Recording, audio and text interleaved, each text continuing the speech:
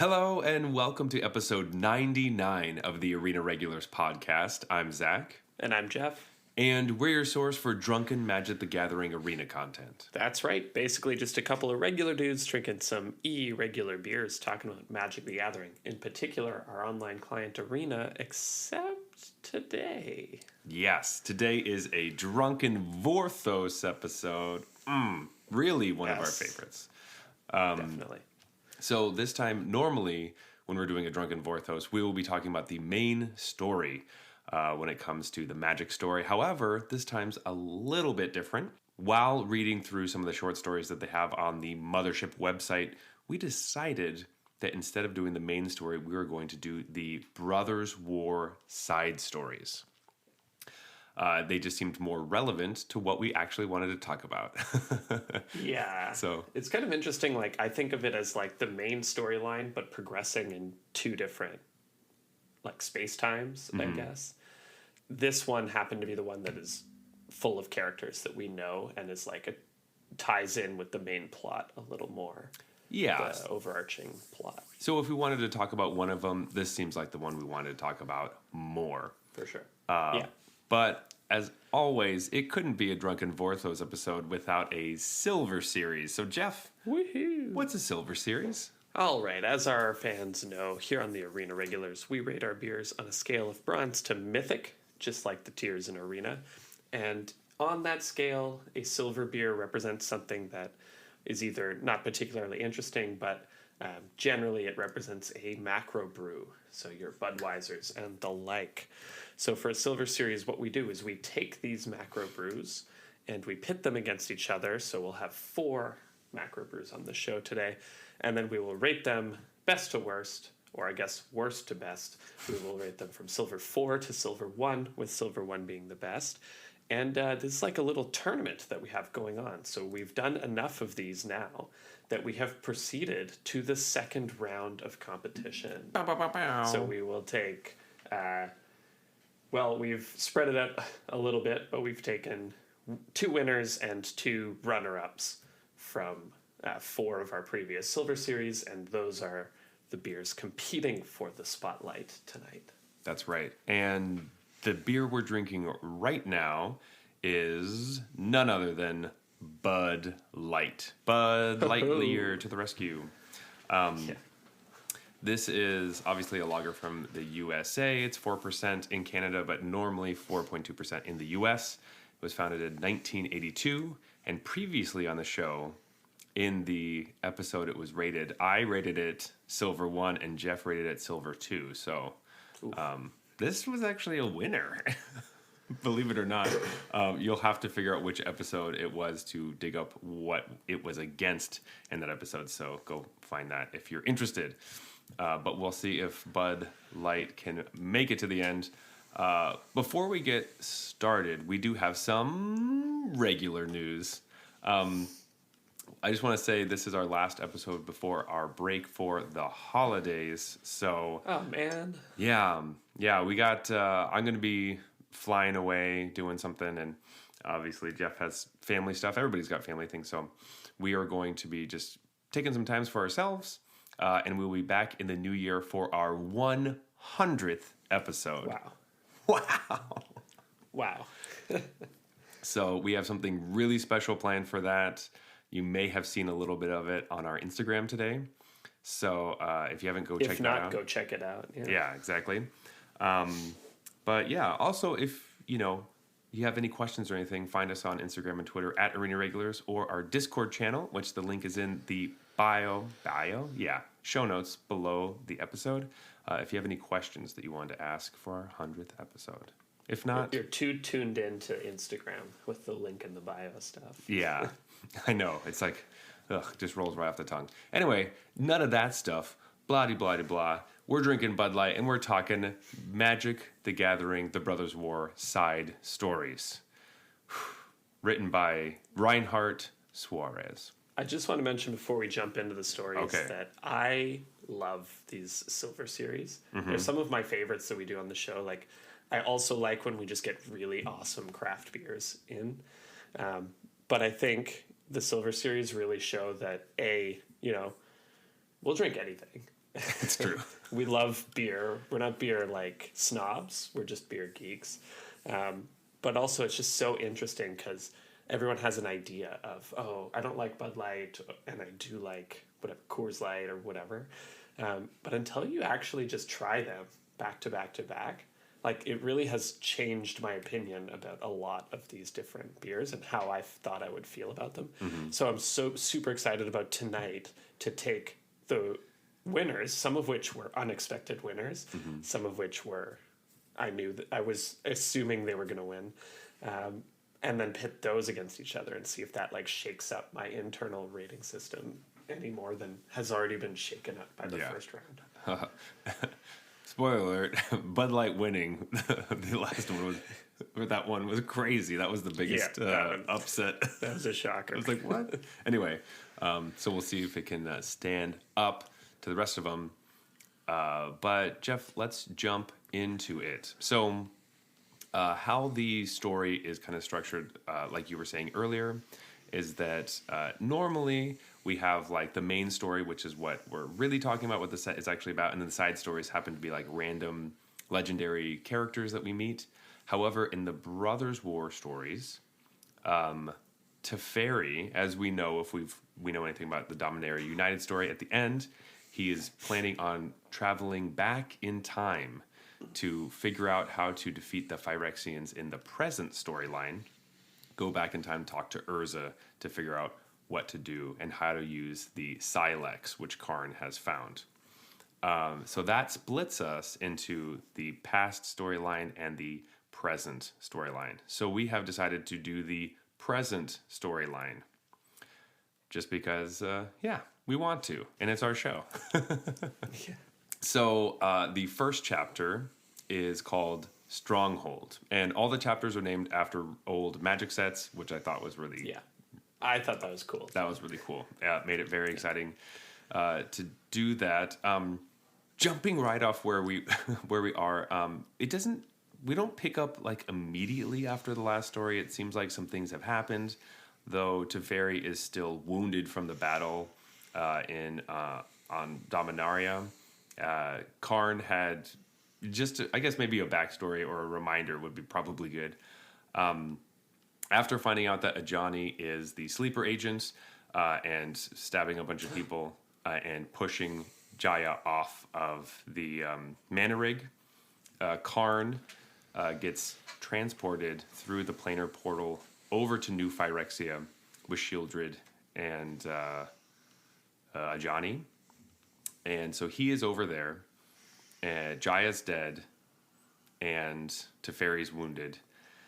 Things have been looking pretty bad, and at the end, during Jaya's like funeral, Saheeli comes out and she is telling Teferi that she's made a time machine, essentially. Right. So at the end of Dominaria, it seems like all that stuff has already happened, and she already made the time machine, and he's going back in time at that moment. I don't exactly know how that fits in with this, because it seems like the time machine has not been built yet completely, and they're still working on it. Yeah, that confused me as well. I think there's just a bit of a disconnect between writers. You know, something that comes up in episode 2 is that like Teferi gave her plans for a time machine, or like mostly that he thought would work, and then it didn't work and she redid it. But then at the end of the last story, she's like, hey, Teferi, I built this time machine. It just doesn't sync up totally properly. Yeah. But so, and we might see some of those as well, because the beginning of the story, Teferi's walking up to Urza's tower, which is where we're going to have kind of our rebellion, I guess we're going to call them. I don't know. They're what do they have a name? It's like Dominaria's new task force, Team Dominaria. It's like the new something. But I get anyway. They're in Urza's tower, trying to figure out what they're going to do about the Phyrexian invasion. But it reminds me of the cinematic thing that they had for the Brothers' War. It was the Brothers' War, right? It was like Yeah. at Magic 30, they had shown this cinematic trailer for the Brothers War, and it's like Teferi walking up a hill towards Urza's tower, I'm guessing. And Right. it's a bunch of events that happened during Dominaria United.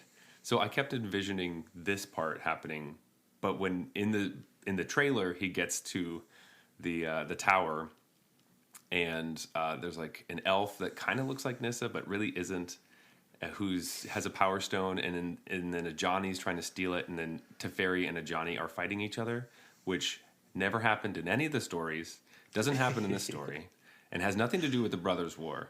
And it was a really confusing. And Johnny gets like easily beaten. It was just a weird trailer. It was a really weird trailer that didn't make any sense. It looked cool, but It was cool.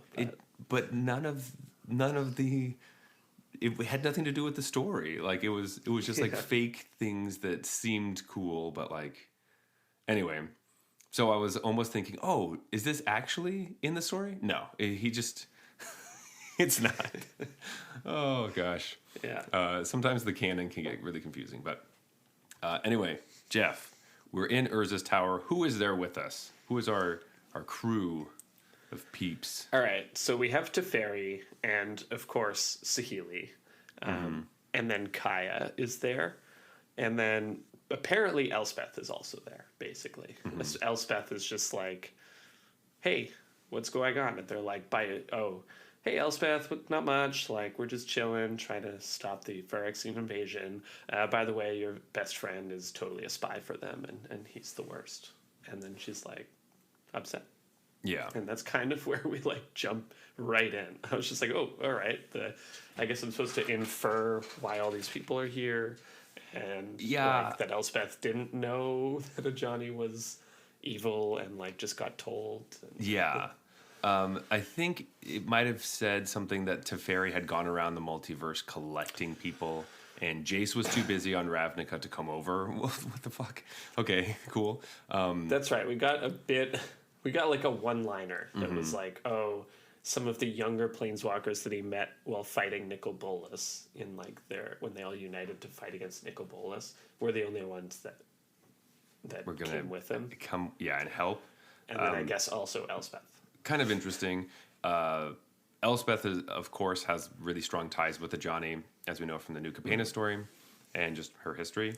So she's obviously devastated that she finds out that Ajani is turned into a Phyrexian. And she very much implies that if you are completed, like, you're gone. Like, there's no really saving you.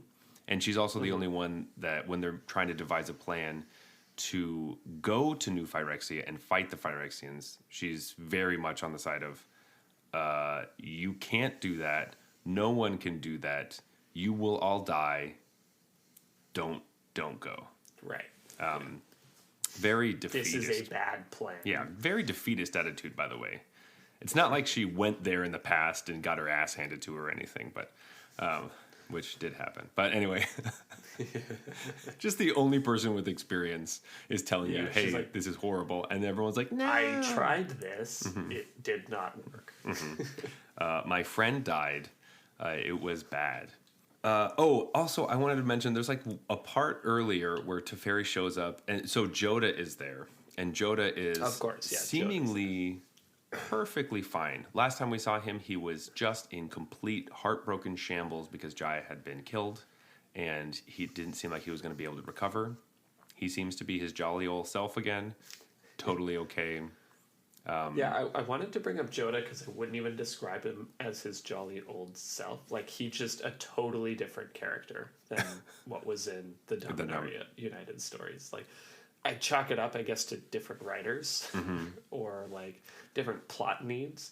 But, man, that dude was a whiny bitch in Dominaria United. Yeah. And he's just, like, a regular person here. Yeah, and in this one, there's, like, this weird joke where Teferi shows up and he's, like, really hungry, and there's like a little robot servant that comes over, and it's Sahili's, robot, and gives him these like biscuits or like kind of cookie things. And Teferi's like, oh, thanks. And Joda's like, yeah, it's a recipe that I had from a long time ago. I used to eat these when I was a kid. And Teferi takes a bite and says, these are not these are very good. It's disgusting, Yeah. essentially. Basically. And Joda's like, oh, maybe the roach flour went bad. And then Teferi kind of does like a look at the camera like, roach flour? Roach flour? Yeah. And none of this makes any sense to me. I don't understand. Like, first of all, well, sure, Joda's super old, but like, I don't think his food's weird. I don't think Teferi would think that someone's food was weird and would have a weird problem with it. If anyone has weird food, I feel like Teferi's the character that would have the weird food because he's just, I don't know. Right. Just the way that he talks to other people and the way that he's so wise that he would be more focused on the nutrients in his sustenance, that he would eat something so strange, but it would give him what he needs to continue, as opposed to being really excited about food. I don't know. It just seemed so strange to me. I was like, oh, okay. And it comes up over and over again about the cookies or the biscuits or whatever. Yeah. It was an odd scene, I remember. Anyway, Elspeth is devastated that Ajani is the sleeper agent, and she basically runs off. So their plan is that there is a Mirren revolution happening on New Phyrexia, headed by Koth, which we found out is alive, who's a planeswalker that's a red planeswalker. And Yes. Urabrask is also part of this rebellion. Who is a Phyrexian praetor. Yes. Who's also red aligned. He was like fairly loosely involved in New Capenna's story. He was mentioned for a moment with Tezzeret in New Capenna, and at the time, it was, well, not even at the time. It didn't make any fucking sense. They were like watching the dragon give a speech to the Riveteers. Yeah, and in some bar or something. But the thing is that, so Urabrask is, of the Praetors, Elish Norn is like the leader, and then the Sultai, the rest of the Sultai ones are like part of her ragtag group, and Urabrask is the one who's trying to fight against her. It's just weird. It's weird that Urabrask was mentioned and was also with Tezzeret at the time, which Tezzeret had just been on Kamigawa with Jin Gitaxis, trying to turn planeswalkers into Phyrexians. Yeah.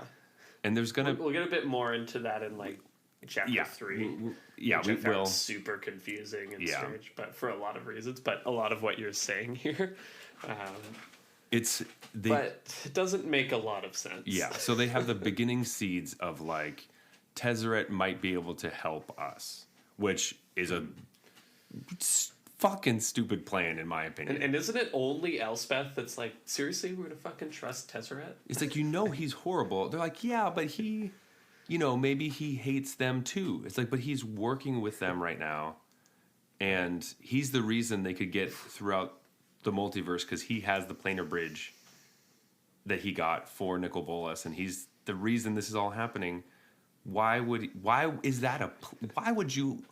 What is giving you the idea that that's a good plan? That's what I'm confused about. Where is this coming from? And Teferi's just like, just thinks this is totally solid. Like, this is just not in your character at all. No.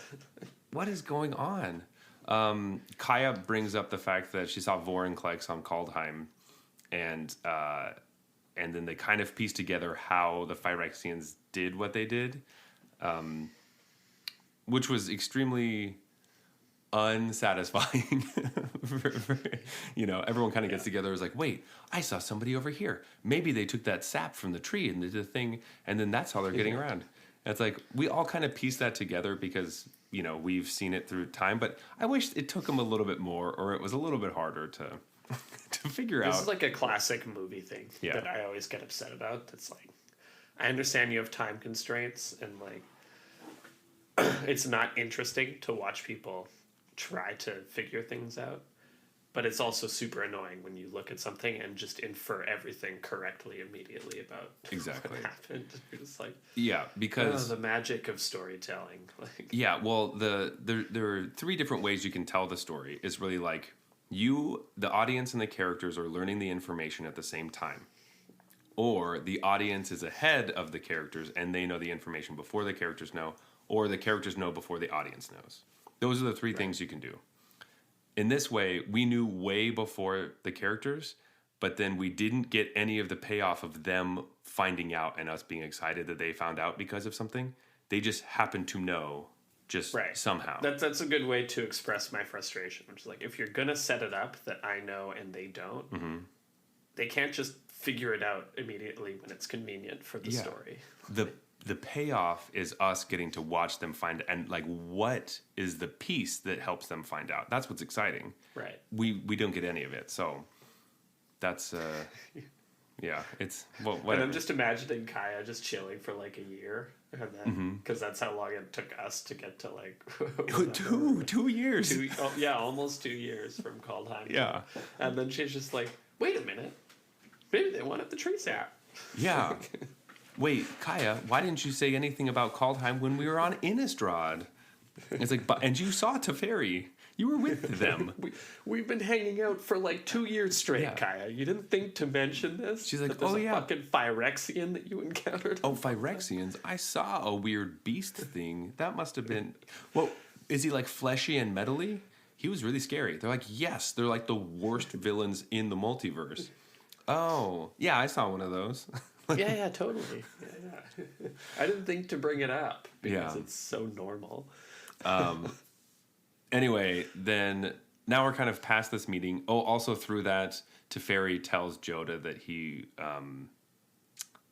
wants him to like be the leader of our new ragtag group because Teferi knows he's going to go back in time, so someone has to lead everyone. So he has Joda go try to comfort Elspeth as she's distressed, because that's what leaders do. Make sure everyone's doing it right. This was like, again, just kind of a disconnect for me, because like the previous storyline, Joda and Teferi were both there the whole time, and Joda was like worthless in the entire story. And now it's just like Teferi's like, you're the only one I trust. Yeah. You need to lead us. Like, what? He almost fucked up every single previous mission. Yeah, because he's very... by the book. Maybe that's why. I don't know. Is that why Teferi likes him? Who knows? You give the most power to the only non-planeswalker. Good job. Also, I forgot to mention, you asked me who was here. There's a reason I forgot to mention this person, but I'm seeing it in your notes. Vivian Reed is here. Yeah, right. Yeah. That doesn't ever really come up. It never comes up. So, just so you know, Vivian, I'm just imagining like now all the stories with the images in my head. Vivian's just in the background. Just standing there.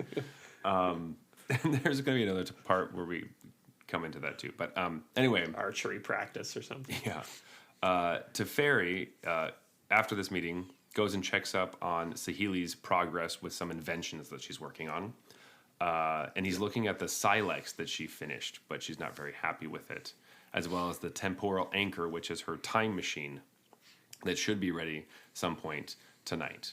Now, the time machine is what you were alluding to earlier, which is the Teferi had given her the plans that were originally Urza's plans for his time machine. She tried to make his, it didn't work, or it worked fine, but she felt like she could improve on it. And so instead, she fixes up, makes it look really pretty, and it seems like it will do the job.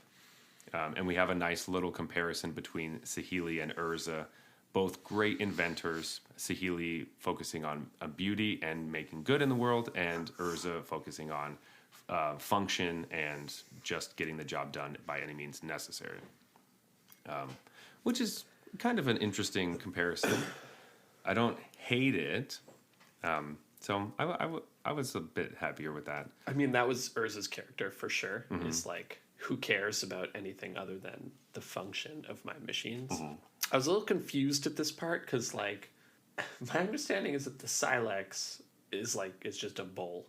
Mm-hmm. And so the reason this thing is so important is because it has some sort of extreme magic applied to it. Mm-hmm. So I would think that recreating it is next to worthless. Like, you're just making a bowl at that point. Yeah, So the Silex got crunched up by a Johnny in the Dominaria United story and was like, oh, this is the thing that's going to help you destroy the Phyrexian. It's gone. And now Saheeli's making one and it's fine? So at the end of that story, I was like, are they, like, my understanding was they're going to go back in time, get the Silex again, and understand how to use it. Yeah. And in fact... But they just blow right past it. They're just, like, remaking the Silex. Yeah, so the plan now is that they can make the Silex again. They just don't know how to use it, and they have to go back in time to get the instructions. Like, as far as MacGuffins go, I feel like it's pretty ridiculous that, like, I could make... Saheeli could just make 100 of these things if she wanted. Like, it's that easy. It's just like a bowl, and apparently if you know how to use bowls properly, you can blow up the world. No, it's not just a bowl. It has etchings on it from a language that she doesn't understand.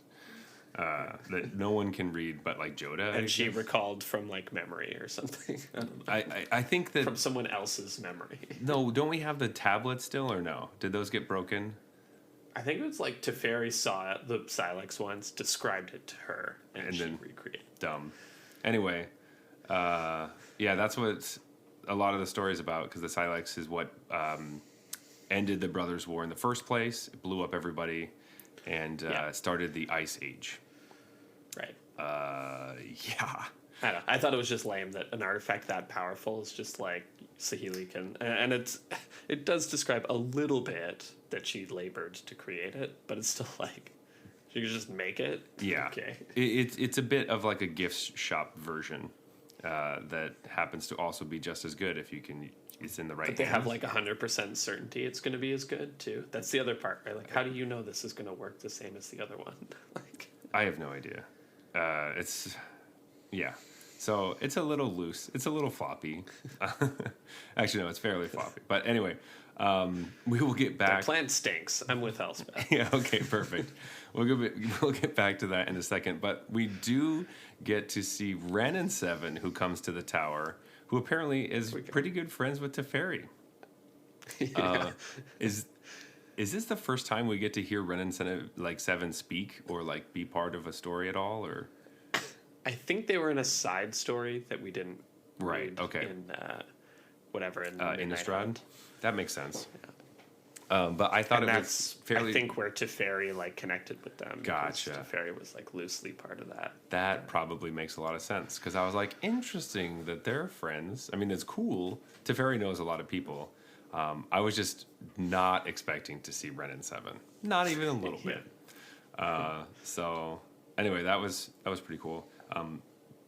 But they have some nice conversations. Teferi feels kind of worried about his place in everything, and if this plan is going to work. And Ren and Seven is really good at calming you down and making you.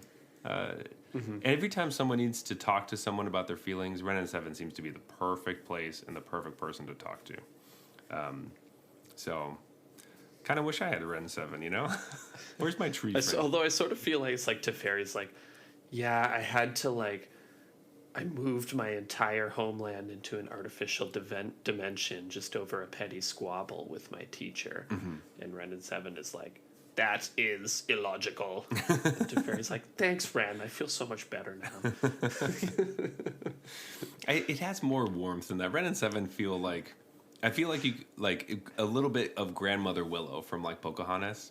Maybe it's because they are a tree and that is a tree, but I got a very robotic feel from them. Interesting. Where it's just like I just speak about logical truths, and then also it's like a hippie robot that's like I will speak about logical extractions, but my base understanding is that everyone has their own song. Is it? Yeah. And then once you move on from everyone has their own song, everything is purely logical from your song. Yeah, from your song inside of you. Your song has but one note, therefore.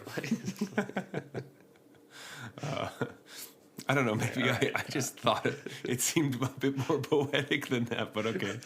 I don't know if this would make me feel better personally. All right. It seems to make everyone in the story feel better. All right. Maybe I'm just one of the people in the story, but... Zach's like, yeah, I do have a great song. Yeah, it is one note. So through this, it's kind of having Teferi start to realize what he's kind of done wrong, and he's really in self-reflection on how he could deal with situations a little bit differently, and is deciding to maybe try a little bit harder in some things he didn't do so well earlier, i.e. talking to Elspeth about New Phyrexia and her getting really frustrated. So he ends up... Elspeth comes over because she's going to tell Teferi, hey, I'm out. Like, count me out of this plan. It's terrible. I'm gonna peace. Good luck with your shit, but I'm gonna run and hide. I personally don't want to die, so I'm not gonna help with this plan. I've died once. Wasn't fun. Wasn't not fun. Down for it again. It was pretty hard to come back too. But Teferi takes kind of a new approach and starts to open up to her and tell her about his past and things and some of his shortcomings and things that he's done, and why emotionally he wants to be able to do better this time. Which is a really good way for her to connect with him, and then them have a team building exercise and care about each other and have trust, and then we can move forward. Hey, look at that. He's learning things. Character development. Boom. There you go. We'll see if it sticks. Yeah. But that's kind of... That's kind of what happens in chapter 1. It's like mostly setting the scene. I like the idea of initializing the state for programming nerds out there, but like, and setting a whole bunch of characters there that don't really matter. So you're like guessing they threw so many characters at me. Which ones actually matter? And they all have varying degrees of like being important, goes all the way from Elspeth down to Vivian Reed, and you're just like, all right, well, some of these characters really mattered, and some of them did not matter at all. Yeah. And it's funny to like make fun of, but I do kind of appreciate that, because like in real life, not everyone is always important in every story. There are just people there sometimes. Yeah. And so it's kind of cool to me that like, but that's never in stories, right? So it's kind of cool to me that happened here. Like, it's in movies because it's easy to put someone in the background of a movie, but it's never in like a book, because you don't write in a character that doesn't do anything. But you know what, this author was like, fuck that, I'm gonna write some characters in that don't do anything. Probably it was part of a schematic of like, these are all the people that will be in that have mattered. Vivian is there because Vivian was a New Capena, but Vivian wasn't even supposed to be a New Capena in my opinion. So right. It definitely shoehorned in. There are several parts of this trail of stories where I felt like things got changed and they had to like last minute adjust it, and it doesn't like line up properly, and also there's just like randomly characters that but I kind of like, I find it a little charming as well. Yeah. Oh yeah, Vivian's just like, I just imagine her having like coffee in the background while her allies are like fighting this huge gigantic war. Yeah, she's like eating the roach biscuits, and she's like, these are pretty good actually. Roach flour, I like this. Anyway, Jeff, let's go to chapter 2, Antiquities. Yes. So we get to do a little bit of quote unquote time traveling ourselves, as this chapter, the last one was all kind of focusing around Teferi. This one is focusing around Saheeli. Yes. So we're going to be jumping between Dominaria present day and her past in Kaladesh. We know she's been working on the temporal anchor, and they have Time machine. Go on. Yeah, the time machine. That looks really pretty, by the way. But she's doing so with Kaya, which is interesting. So they're trying to devise a way to we need Saheeli's time machine and Kaya involved to help Teferi go back in time. So Jeff, what is their like kind of plan? Yeah, so basically the idea is that this doesn't actually send you back in time.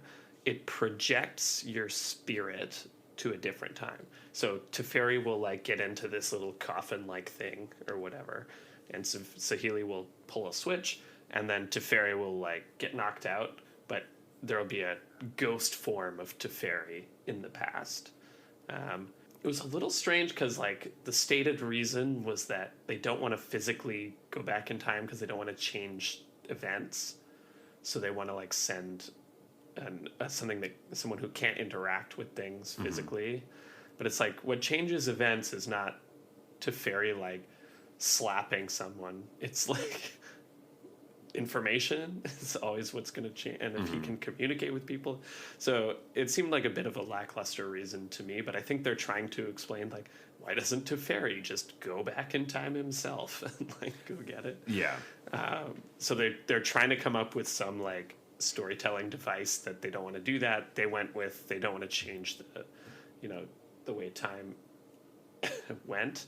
And so fair enough, like, I guess if you just go back in time, you have both to worry about, your actions and what you say. This way, it's just what you say. But of course, Kaya is like master of ethereal things, like ghost form, I guess.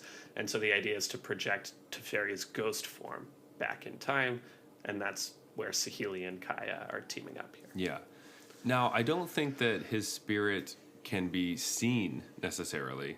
The point is that he's kind of like invisible, and he can just be there.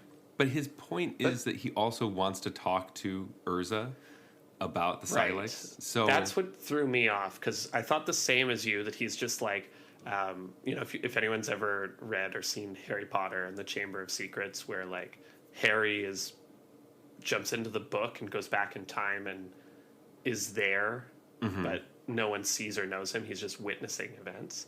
I thought that's what it was like as well. But they reference conversation with Urza like several times.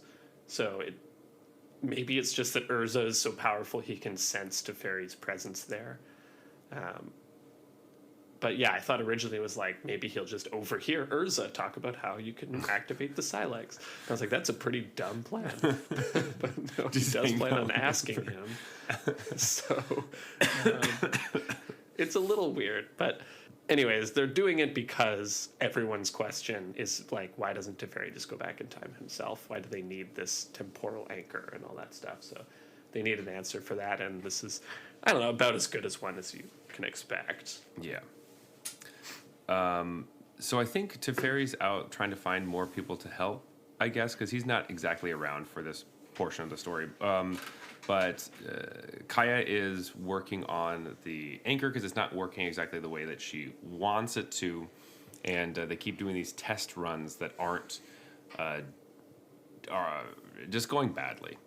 Right. And during some of the runs, there's like this weird interference. There's something that shuts off the temporal anchor when they try to turn it on, and they don't exactly know why that's happening. But they do realize that there's like this black crystal orb that's encased in silver that like apparently is releasing ghosts or something. And they're like, oh yeah, Teferi brought that in one time and put it in the corner, and we just didn't look at it again. And we're like, what the fuck is this? What?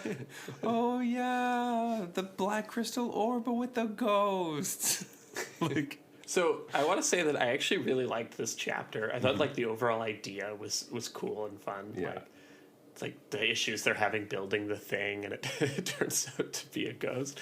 But the execution on this part was a little lackluster. Like, why did Teferi bring this thing and give it to, like, there's no explanation that ever comes about why you wanted this thing. I think the best they describe is like Urza had it and Urza thought it was powerful. Yeah. And Teferi didn't want to mess with Urza's magic. But like, why would he give it to Saheeli for this?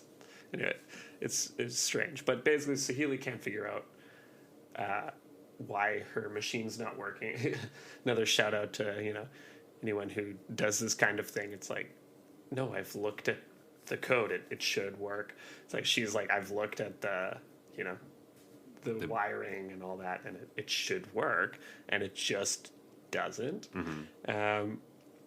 So anyways, maybe if you're programming something and it's not working and you can't figure out why, maybe it's a ghost. Maybe it's a ghost. Look around for like a little thing. If Teferi gave you anything, that's a sure sign. Yeah, there's definitely a ghost in your computer.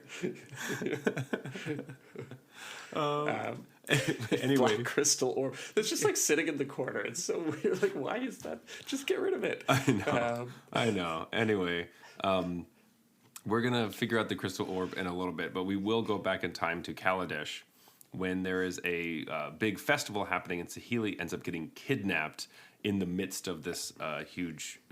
people are like throwing colors around and it's this joyous occasion, and she kind of gets stuffed into a back alley, into a car, kind of, and then taken to a location, and they pull the hood off of her head, and it's the Aether-born Ganti who has stolen her. Like a black market dealer guy. A brief interlude on Kaladesh real quick. It's been years, like I think I read it when Kaladesh came out, but I did read this. And I explicitly decided not to like go back and look it all up because I wanted to see how accurate my memory was for these things.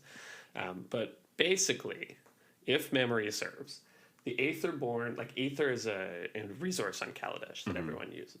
And the Aether-born are essentially humanoid things that are made completely out of Aether. Now, it means they have kind of special powers, but it also means like they essentially burn out. Yeah.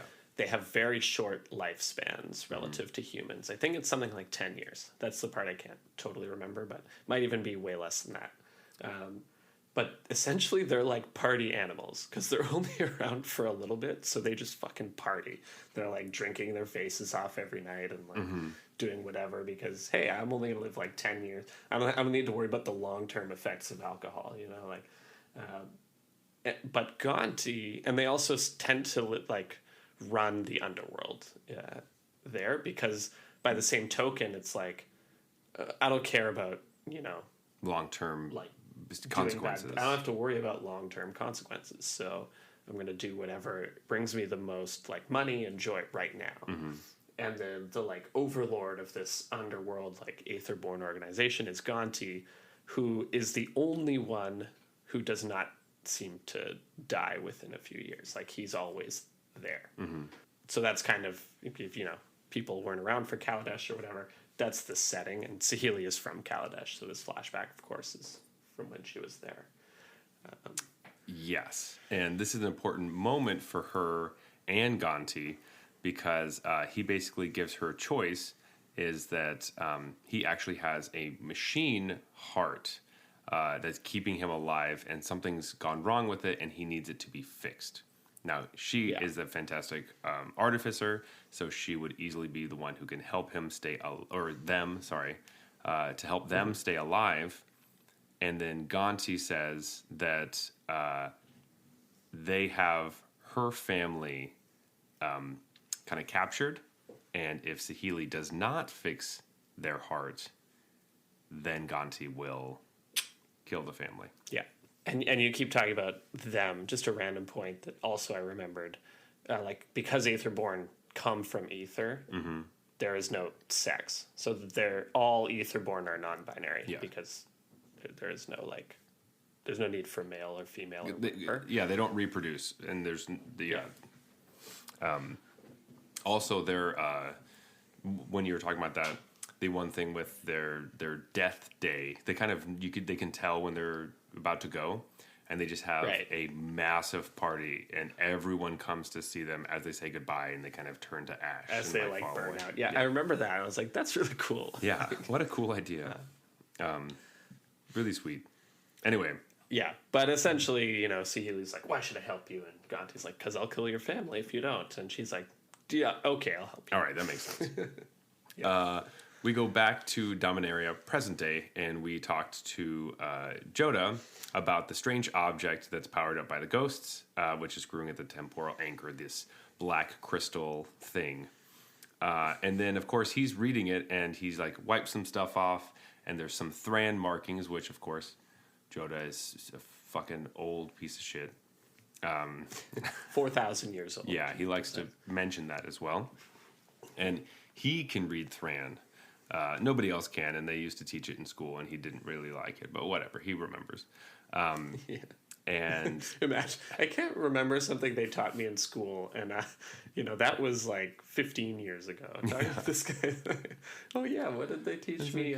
3,872 years ago. Yeah, so he reads on the side. It says, "Go back to the beginning and greet me properly." So I guess the ghost. This is like. It just seems like a cool cryptic thing, and I wrote it down. I was like, oh, this could be important, and it's kind of it. Yeah, I was gonna say it is not. Yeah, really. It's like, I guess maybe you could infer something from it, but it's really not as exciting as it sounds like it's going to be. Doesn't end up mattering. Yeah. So everything about this, I love this chapter because everything about it is just hilarious to me. Yeah. So we'll get more. All right. So there's this cryptic greeting.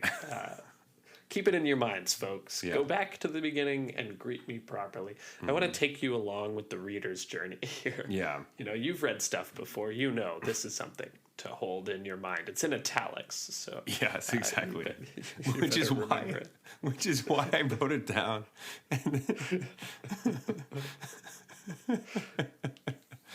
Oh God. Anyway, we're back in Kaladesh years ago, and Saheeli is now just fixated on Gonti's heart and seeing how it works, and she fixes it, but also is just amazed by just the ingenuity of it. She's never seen something so fantastic, and it's extremely inspiring, this piece of engineering. But so through that, she kind of like loves fixing it, even though Gonti was going to kill her family. And then Gonti reveals, oh, thanks for fixing my heart. By the way, your family was never in danger. That was a lie. Yeah, it was. So it wasn't a lie. So what he said was he had people like shadowing her mom or whatever. And he was going, when he said, oh, I'm going to kill them or whatever.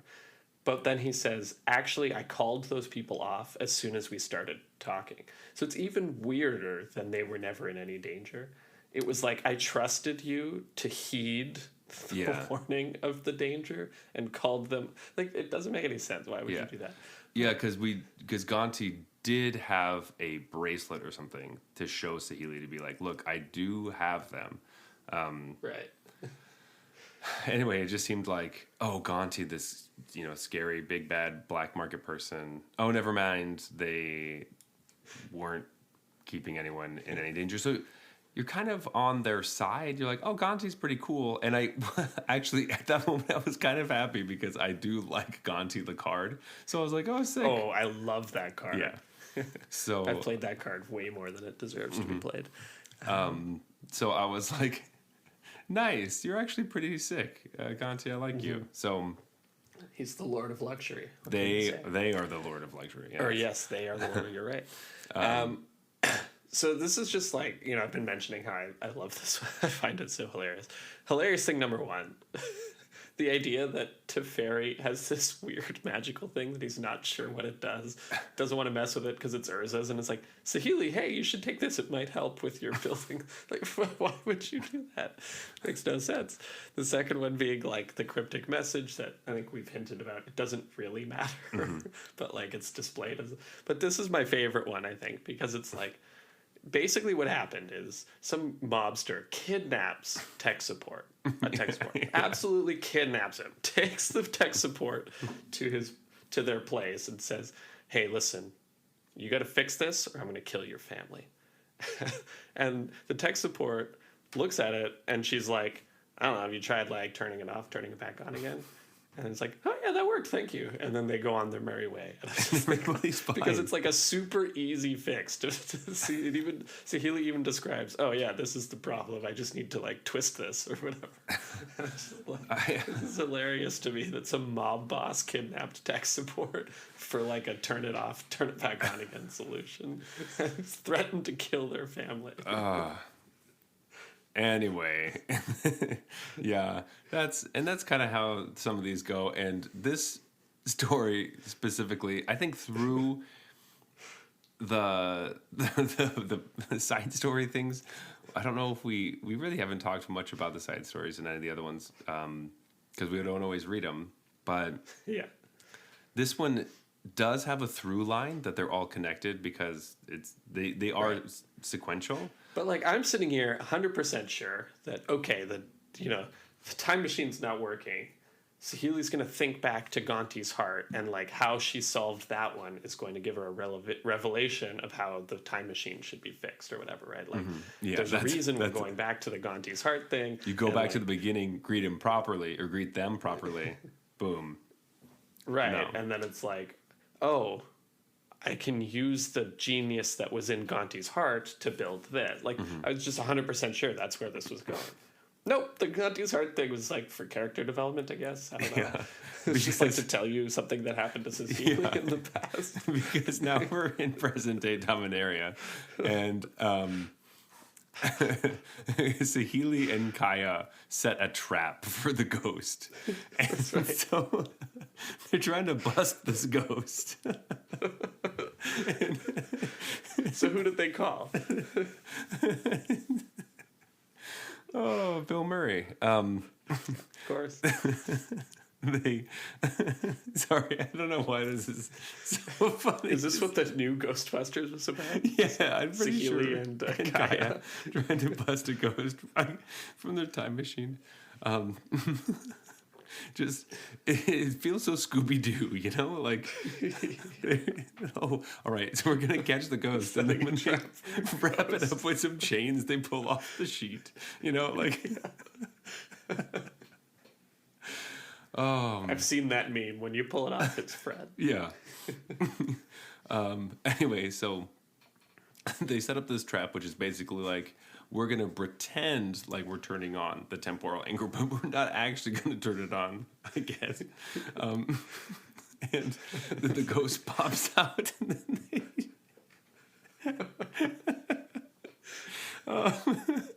they try to talk to it for a second, and then Saheeli just starts attacking it. I don't know why this is so funny. No, Saheeli wants to talk to it. Kaya wants to attack it. Right. Okay. Sorry. And the spirit like busts out and starts like slashing up the time machine, and so also we find out immediately this spirit's name is Sharaman, who used to be one of Urza's generals in the Brothers' War. Oh man. I thought it was a wizard that worked for Sauron. Yeah, Sharaman, not Saruman. Oh, And so they're like, oh, sick. And he wants to destroy all war machines and Urza or not Urza time machines, but just machines in general, because he's an old general who just thinks machines are evil. Your phones are going to kill you. Destroy all your technology. And so this ghost is after all the technology. yeah. He went through some fucked up shit during the Brothers' War, and now his spirit is restless and is worried that this is going to start it up again. Yeah. Which we learn because Saheeli was sure he could be reasoned with. Right. And he can, and they have this discussion. And then Kaya just walks in and kills him.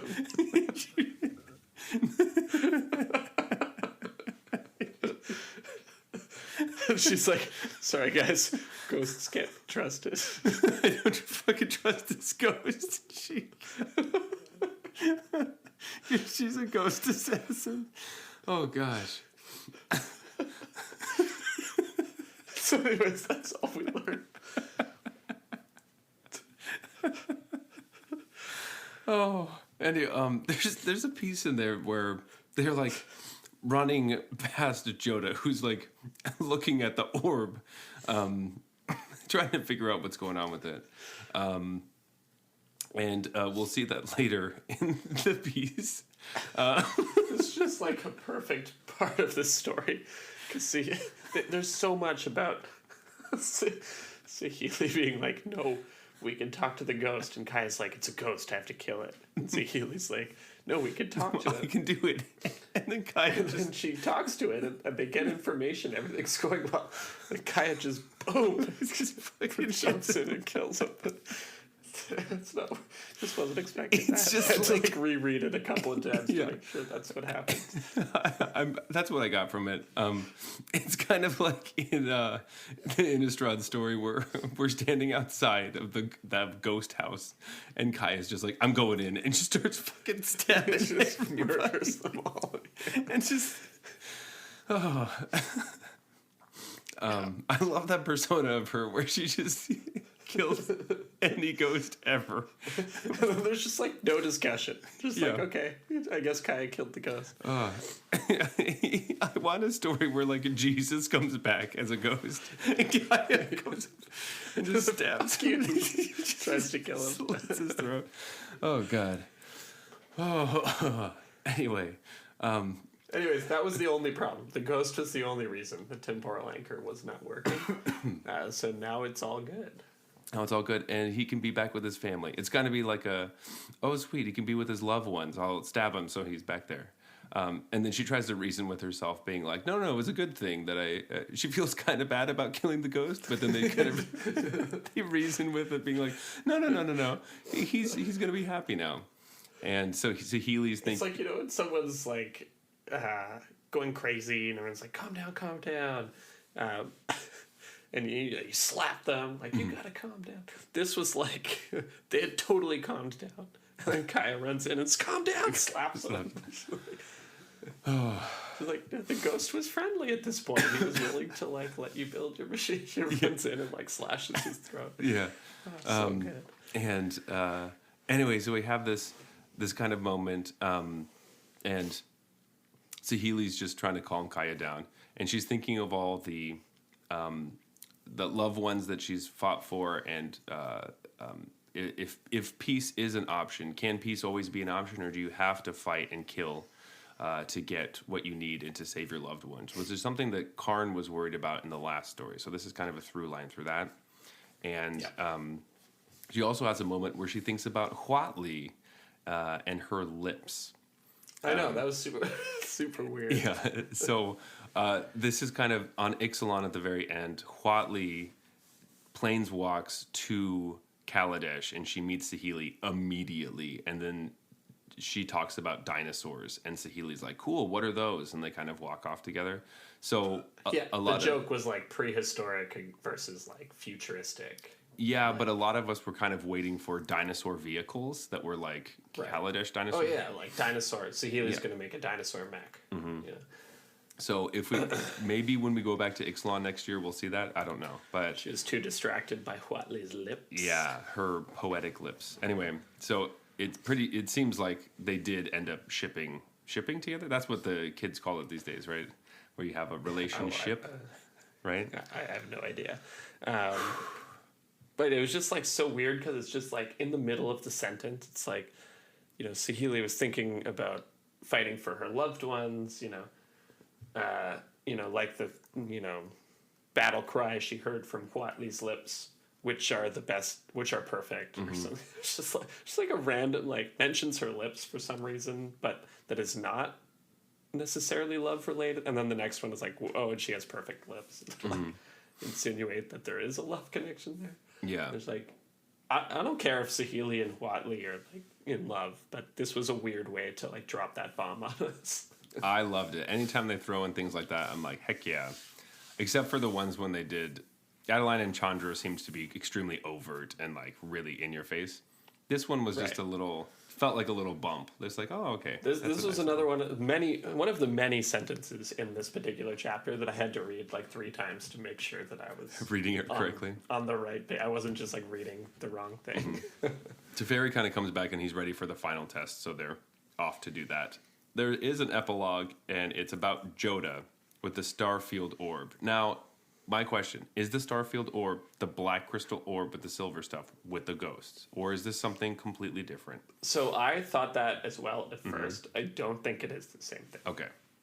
So he's studying this artifact that was Urza's classic.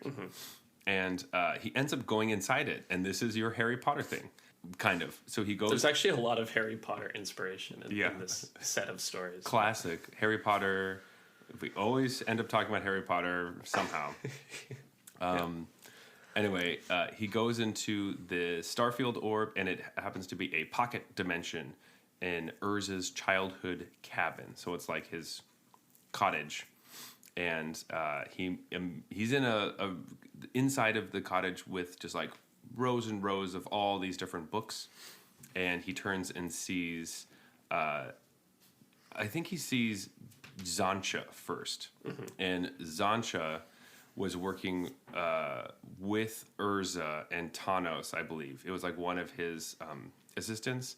If you play Commander, she's one of the cards. She's like she's a bad card that you can give to other people and they can use her abilities to hurt the person who controls her. That's like her ability. She's a protagonist in one of the Brothers War novels, I believe. She is she was a Phyrexian, not a sleeper agent, but like the opposite of that. She was taken from her homeland, turned into a Phyrexian, and she's gone good and like is fighting for Dominaria. Right. And like tells us about the ways of the Phyrexians to help us fight them. She is the original sleeper agent because her card name is Zancha Sleeper Agent. So there we go.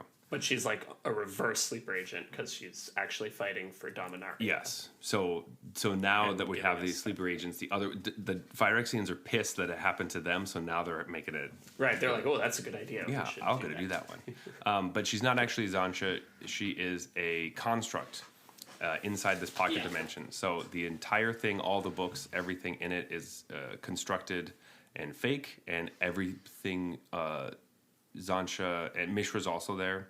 They know that they are not the actual version, so there's no weird thing with that. They're just like, hey, yeah, I'm a construct of this person, and she explains what the place is. And the point was that if we ever needed to rebuild any of Urza's work, if it got destroyed, it's in this orb. So all the books are full of every invention he ever had, all the information, how to build the armies again.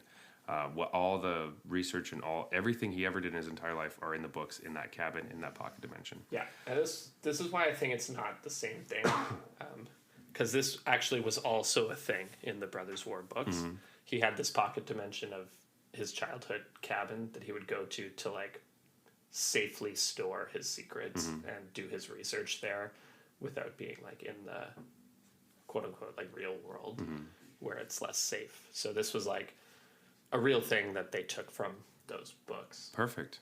Also, to get this pocket dimension, basically Teferi was able to get it because he had to go through some different tasks, and at the time Teferi was like, yeah, fuck you, Urza, I finished all your tasks and I got your thing and I beat you, when in fact Urza purposely put them behind all of the tasks that only Teferi could do, and knowing that he wanted Teferi to be able to access it.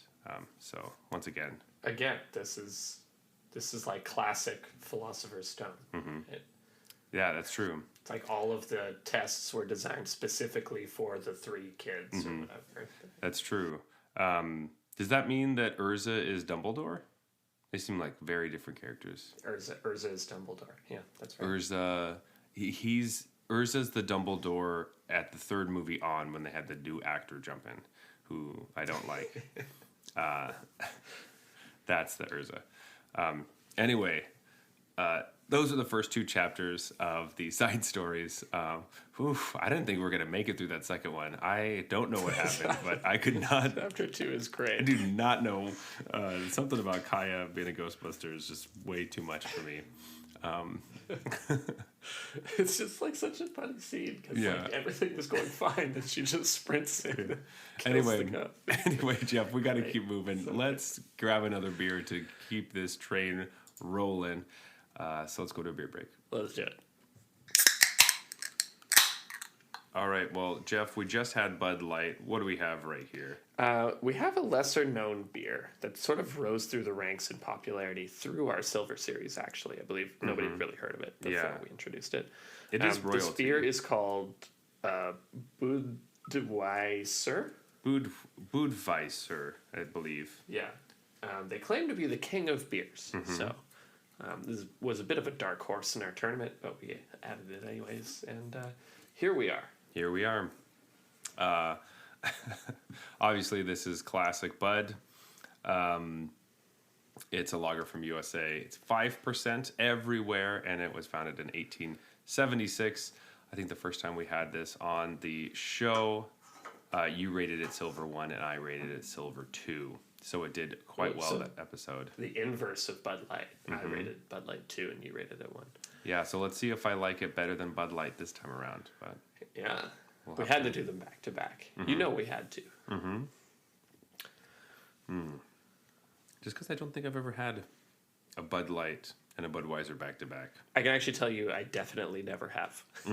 It's always one or the other, right? You buy a 6-pack of one or the other. I'm never at a bar where I'm like, could I get a Budweiser? And then the second beer, like, do you want another one? I was like, actually, let me get a Bud Light. That's a little strong. I need to come down a notch a little bit. Maybe I should. There are plenty of situations where I probably should have done that. Yeah. But, I don't know. One person. Oh, anyway. Let's get back to it. This is Chapter 3, Nemesis. You know what? I take it back. Maybe this one was... No, Chapter 2's got to be my favorite. But this one was just like, what? Yeah. They're all a little bit, what? But that's kind of how I like my magic story, honestly. Yeah. It's what I've grown to know and love, so let's do it. We are in New Phyrexia, and we are following Tezzeret through the entire story. Great, Tezzeret. No, he's not such a terrible character. Wait, isn't he evil? Isn't he the villain? Yeah, he's a villain. We'll see, I guess. I don't know why that's kind of like in the air. Is he or is he not? We are starting work on Karn, who is strapped down and isn't really fighting to get away. He still has a Johnny's axe stuck in his chest from the fight from before. And we're starting to complete him, basically. They want him to be completed. They're also, I guess, taking him apart. They got to do that first. So... They're saying they're like very careful not to touch that axe. Like they have to leave that embedded in his chest. Yeah, I think it's also just like super sharp. Yeah, I was thinking it's like there's a reason Phyrexian and Johnny Zax was so successful against Karn. It was like it's part of it has the magic that's debilitating him. Gotcha. So they can actually pull him apart because he's supposed to be made of like indestructible Thran metal or whatever, but in actuality he continues to get crushed. Well, I was thinking like he's a planeswalker and they have developed this magic to force him to not be able to planeswalk. I think the axe has that magic because it's like they're very careful not to touch the axe when they're Yes, I completely forgot about that part, that he could just planeswalk at any moment, so they had to figure out a way to keep him down that aren't just physical straps. Yes, you're right. There's magic keeping him tethered to... And they had this with, like, Rona had it in the last stories. Like, they had figured out how to, like, mess with Karn, basically. Yeah. Tezzeret doesn't seem very happy with Elishnorn, who he's been working for a while, which we were talking about earlier, because he was promised that he was going to get a dark steel body so he could get rid of the planar portal that's inside of his chest, which he put there when he was working with Nicol Bolas, bringing the zombie army to Ravnica. He has an Ethereum metal, like, arm, body, everything. He's basically, like, metal and stuff. If you look at him, he looks like Phyrexian, but he's not. He's from Alara. But his body was replaced with, like, this... He's kind of... Is he like Wolverine? I don't know. He has a similar backstory of, like, somebody did some tests on him and made his body metal, and he's upset by it. Yeah. But he wants his body to be dark steel because it's, like, the strongest, most indestructible steel in the multiverse. So he wants to get paid. He's ready to get paid. He's tired of moving things around. He's like, when's it going to happen? Now, I don't know if it's because, like, story 2 ended with, all right, Teferi, like, the planar, the time machine is ready for you, or if it's as simple as both their names start with TE. I thought it was Teferi when I first started reading this. Oh, I was yeah. like, Teferi's watching them complete cart. What happened? Did like the temporal anchor not work properly? Did it send them to like the wrong? And like for a good like 3 paragraphs, I was like, what? And then something about his metal arm. I was like, oh, I should go back and reread this because it's going to be a totally different context. Thinking of it as Teferi versus Tezzeret. That sounds exactly like the kind of thing I would normally do. I know. I was so confused though. I was just like, "What? Where's Teferi? Why are they just like all cool? Can they see him because they're interacting with him? I thought it said it sends him as like a ghost image. What is happening? It feels like there was a bit of a jump between the last 2 stories. We need to explain that.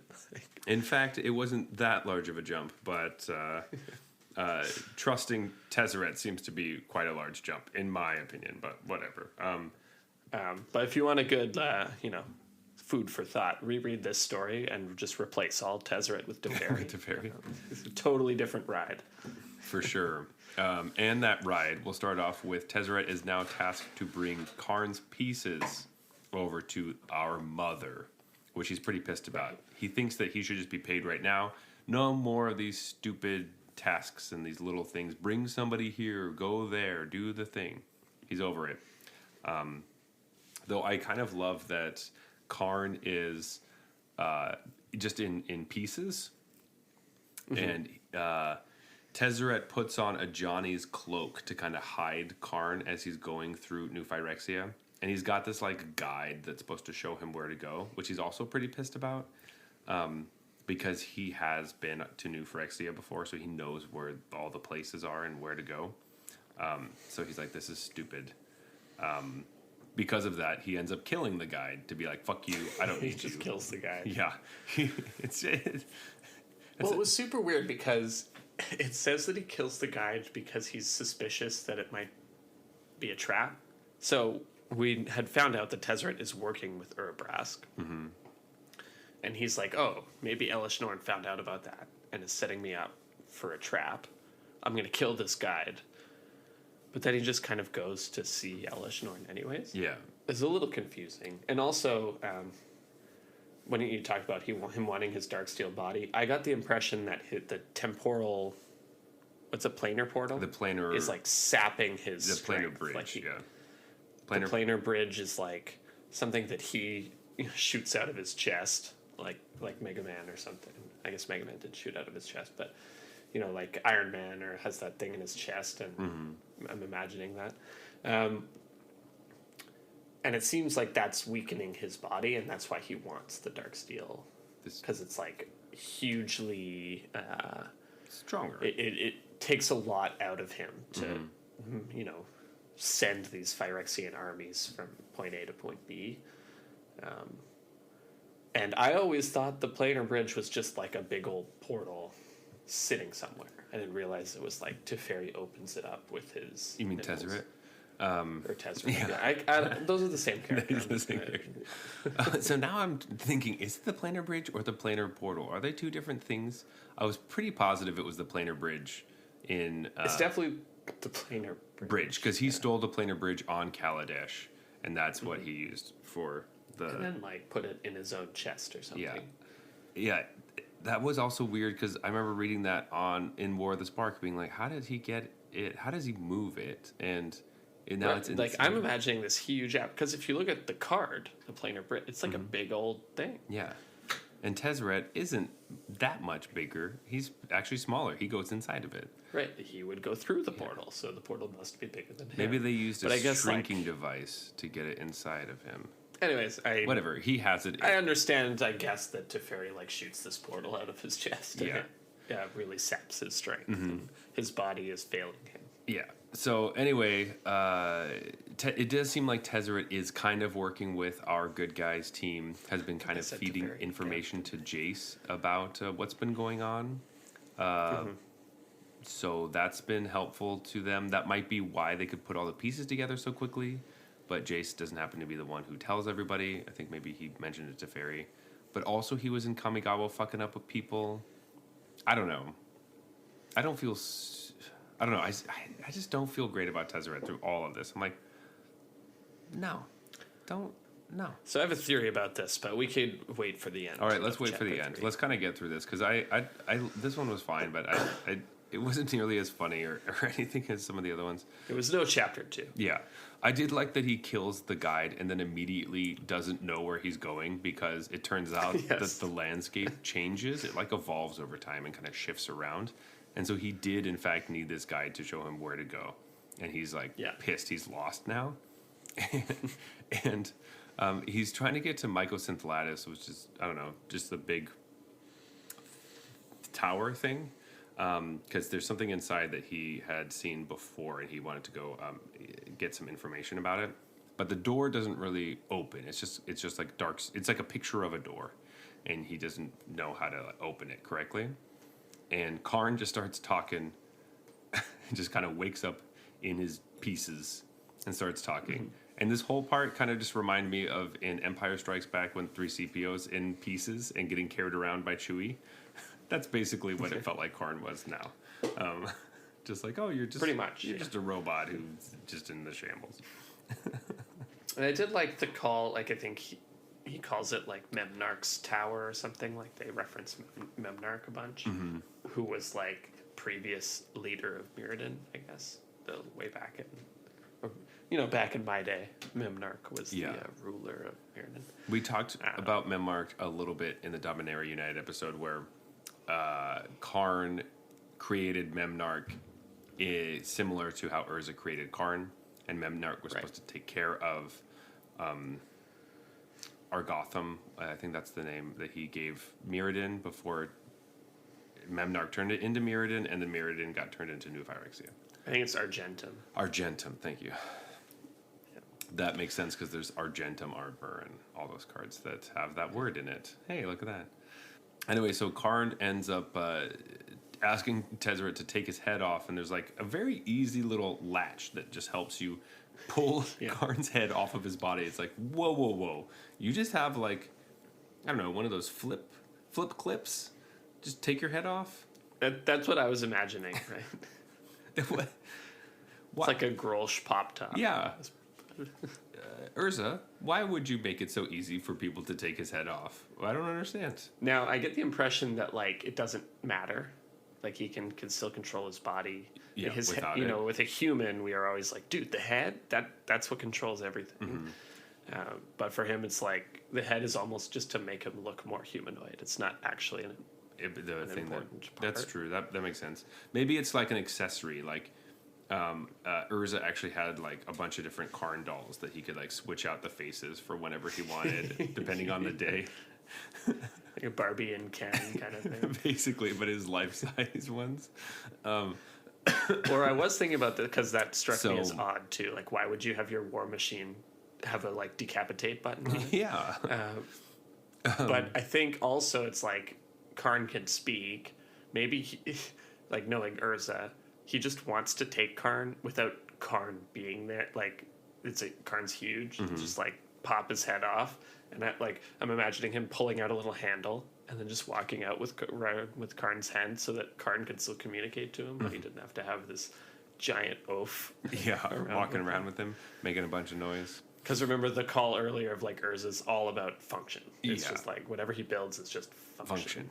And I thought it tied in fairly well with that. It's just like, hey, maybe I need to pop this head off. That could be convenient. That's true. That does make sense. Anyway, Karn helps us get through the door. He kind of just sticks his head into it, and then we just like walk through it, I guess. Yeah. And through all this, Tezzeret's walking up to try to get some answers about something, blah, blah, blah, blah. The whole point was really that Tezzeret is thinking back about, or talking to Karn about his time with Nicol Bolas and why he did it, and it's all just trying to get us on Tezzeret's side of like maybe he could be good, and all the bad things he did aren't as bad as we thought, or he had to do them because a worse person forced him to do it. That kind of stuff. Yeah, so this is where my theory kicks in. I think Tezzeret is like going to be instrumental for the side of good, quote unquote, coming up, and this chapter is literally only here to make you like Tezzeret or hate him a little less.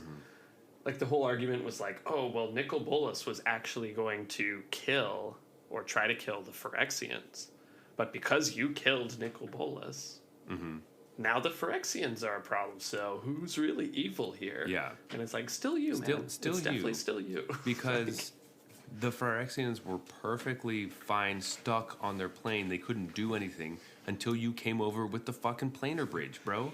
What are you doing? You're the reason they're spreading. I know that yes, I agree with your analysis and hypothesis that he is going to be instrumental into destroying the Phyrexians and helping the good guys. That is exactly what it feels like they're leading us into. I don't like it. I just don't agree with him. Yep, I don't agree with it. You know what? You don't get absolved that easily, my friend.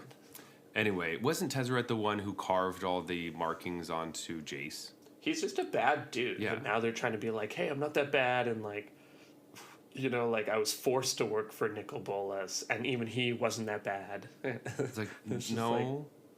This is a huge departure. You're super evil, man. Nope. You're super You're evil. fucking evil.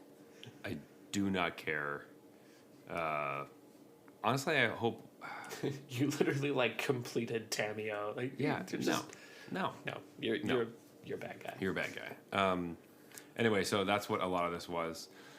Blah blah blah. We deliver Karn to Elish Norn, and she's happy that mother and father of machines are together again, and she's doing the mommy daddy stuff. Which. But then Karn is also her daddy. Yeah.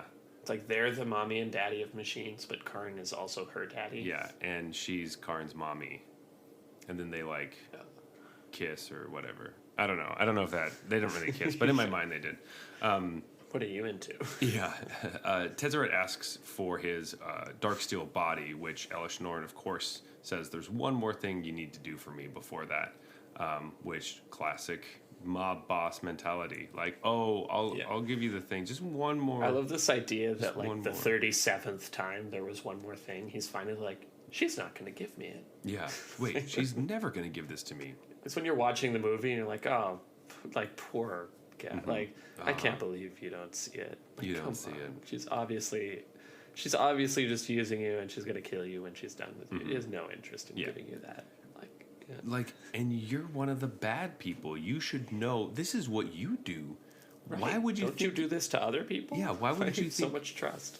Or maybe that's why, as I'm asking this question, he wouldn't think that someone else would do that to him because he does that to other people.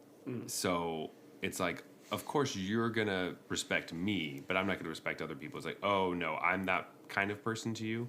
Well, I'm going to show you that I'm actually not someone you can fuck with or whatever. But then, like, he was already kind of a traitor, so... Yeah, so whatever. Anyway, he is asked to complete the rest of the Planeswalkers on Dominaria.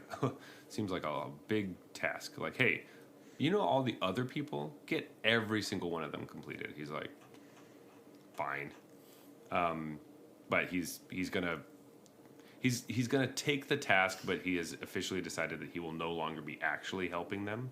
He's just going to be a saboteur and destroy them from the inside out.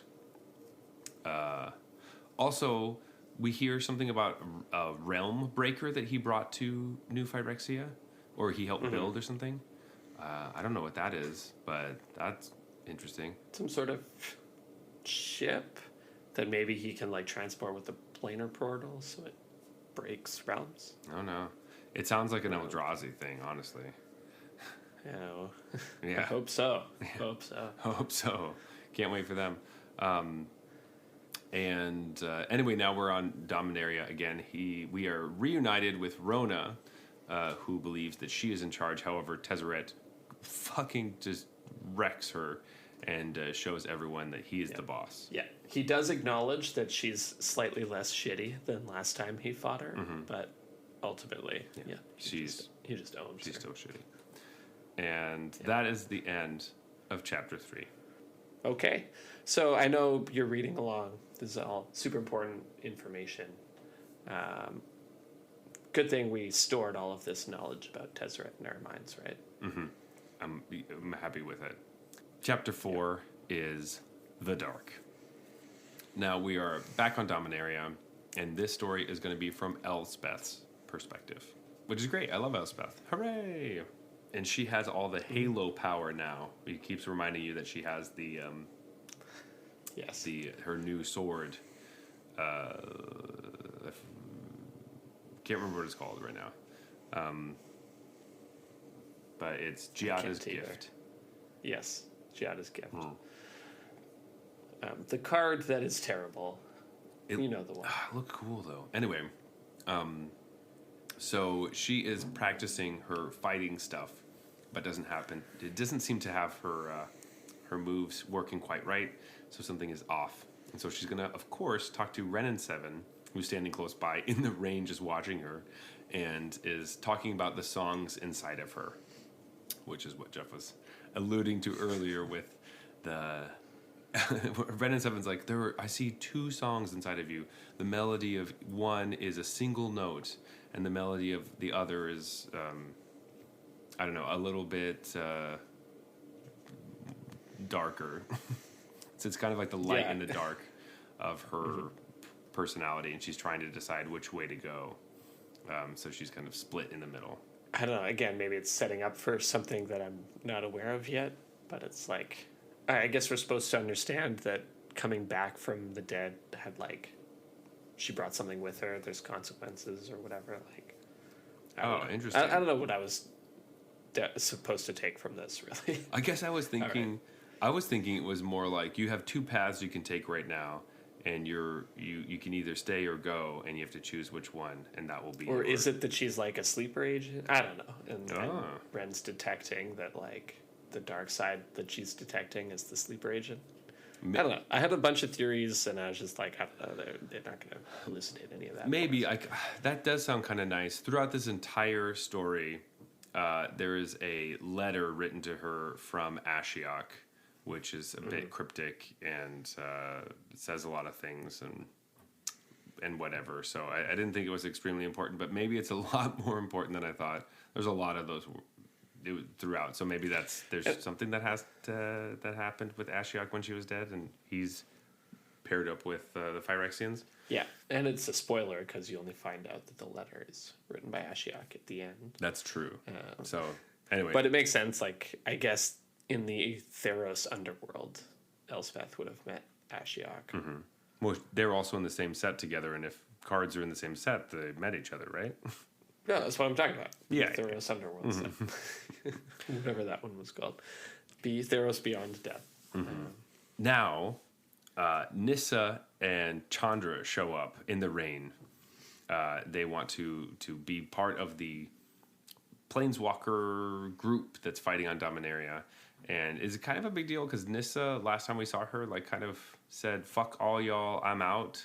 I'm done with this whole Gatewatch thing. I no longer will be helping the Gatewatch. So it was like, whoa, you're just back. Okay, cool, nice. And we were like, you know what? We've had enough of you shaking the world anyways. Yeah. That was fucked up, Nissa. And while Chandra's back, she gets to have a nice late-night drinking session with Joda, where they kind of reminisce about Jaya and kind of, are... This was my favorite part of this chapter. Mm-hmm. The rest of it, I can pretty much take it or leave it, But this was nice. And there's even a part, like, where they're getting started. Like, they're both drinking. And Chandra's like, yeah, I was practicing with Jaya once, and I, like, burned down half a forest. She's like, don't tell Nissa, though. And it's like, oh, that's a cute little, like, couple of lines that they had in there. Yeah. I thought it was really nice to finally see, like I was saying before, that Joda seems to be perfectly well and fine after the whole Jaya thing, where the last book he was destroyed. This was nice because this is what I was wanting from before, where we needed like a whole chapter of like a funeral for Jaya. That's how you like do it. I don't know. Like, it's a whole character that is, I mean, Joda and Jaya are from, I believe, the Ice Age novels. I read those, and that story involves them meeting, and Jaya's like a young hothead fire mage or whatever. So it's they probably just kind of killed her off and blew past it because she's not a character of modern era that people are super into. But it's like, I feel like this character deserves some sort of acknowledgement that not sacrificed their life for the cause. And it's one of those things that can be lost often, I guess. And I think what people really would have wanted from that death is a moment to say goodbye, and everyone we get to go through and see how they were affected by this death, kind of thing. Right. I think we're both just huge character development people, and these are like big opportunities for that kind of character development. So when we see them not happen, it's like, come on, this was the time to do this. I don't even think we are character development people. I think every person who's into a story needs the emotional through line to get you there, and when it's kind of faked or not, the effort isn't put into that, then you lose interest. People like emotions. People are interested in this stuff. Focus on this stuff. Get people invested. If a really important character dies, put the weight into the saying goodbye. I'm actually too cool to have emotions, Zach. If you do that. Instead, we had like a rushed thing about kind of a spoiler for the next set. Like, come on, give us the proper goodbye. Yeah. But I think that's why I liked this part the best. It's just like, hey, they actually acknowledged it a little bit. Exactly. Like, these are people drinking, and then Elspeth comes in, and they're like, "Oh, you're mourning your friend." They're like, "No, we're celebrating her life," and they have, that's just a nice little sort of image. Yeah, and they have another weird moment where so they were talking about how terrible a cook Jaya is, and Joda is laughing about which is hilarious because in and of its own right, because of she burns everything. Yeah. I was thinking on two levels. So yes, she burns everything, and how Joda's favorite biscuit things are terrible to Teferi. So this whole weird thing with all the food stuff. Classic roach flour. Yeah. Coming back again. But she burns the roach flour, man. Yeah, it sucks. But he gets kind of sad because through that laughter, it kind of turns into crying of just like, of course, what I wouldn't give to be able to taste her, I don't know, terrible cookies or whatever, terrible, I don't know, lasagna or whatever. So that's nice, and that feels, those are things we can connect with. Stories of big planeswalkers and people who cast spells and stuff. We do need something that we can connect with on an emotional level that's normal. So give us these. We need stuff like this. Right. Like you need reminders that they're still human or like based on humans. Yeah. So this chapter, spoiler alert, this chapter is by far my least favorite one, and that was the moment that I really liked, though. So that was like the one I wanted to pick. Yeah, that was nice. So Elspeth, anyway, comes by. They're kind of explaining how they, like you said before, were actually celebrating her life and not just mourning her, which is something Elspeth should practice because she is mourning a lot of deaths, including her. She's gone through a lot of shit. She's gone through a lot of shit. But she has decided that she's going to stay and fight with Joda, and she wants to be part of the rebellion, I guess. She's not leaving. In the middle of the night, there is a attack from the Phyrexians, and everyone has to get to their battle stations and start going, fighting stuff. So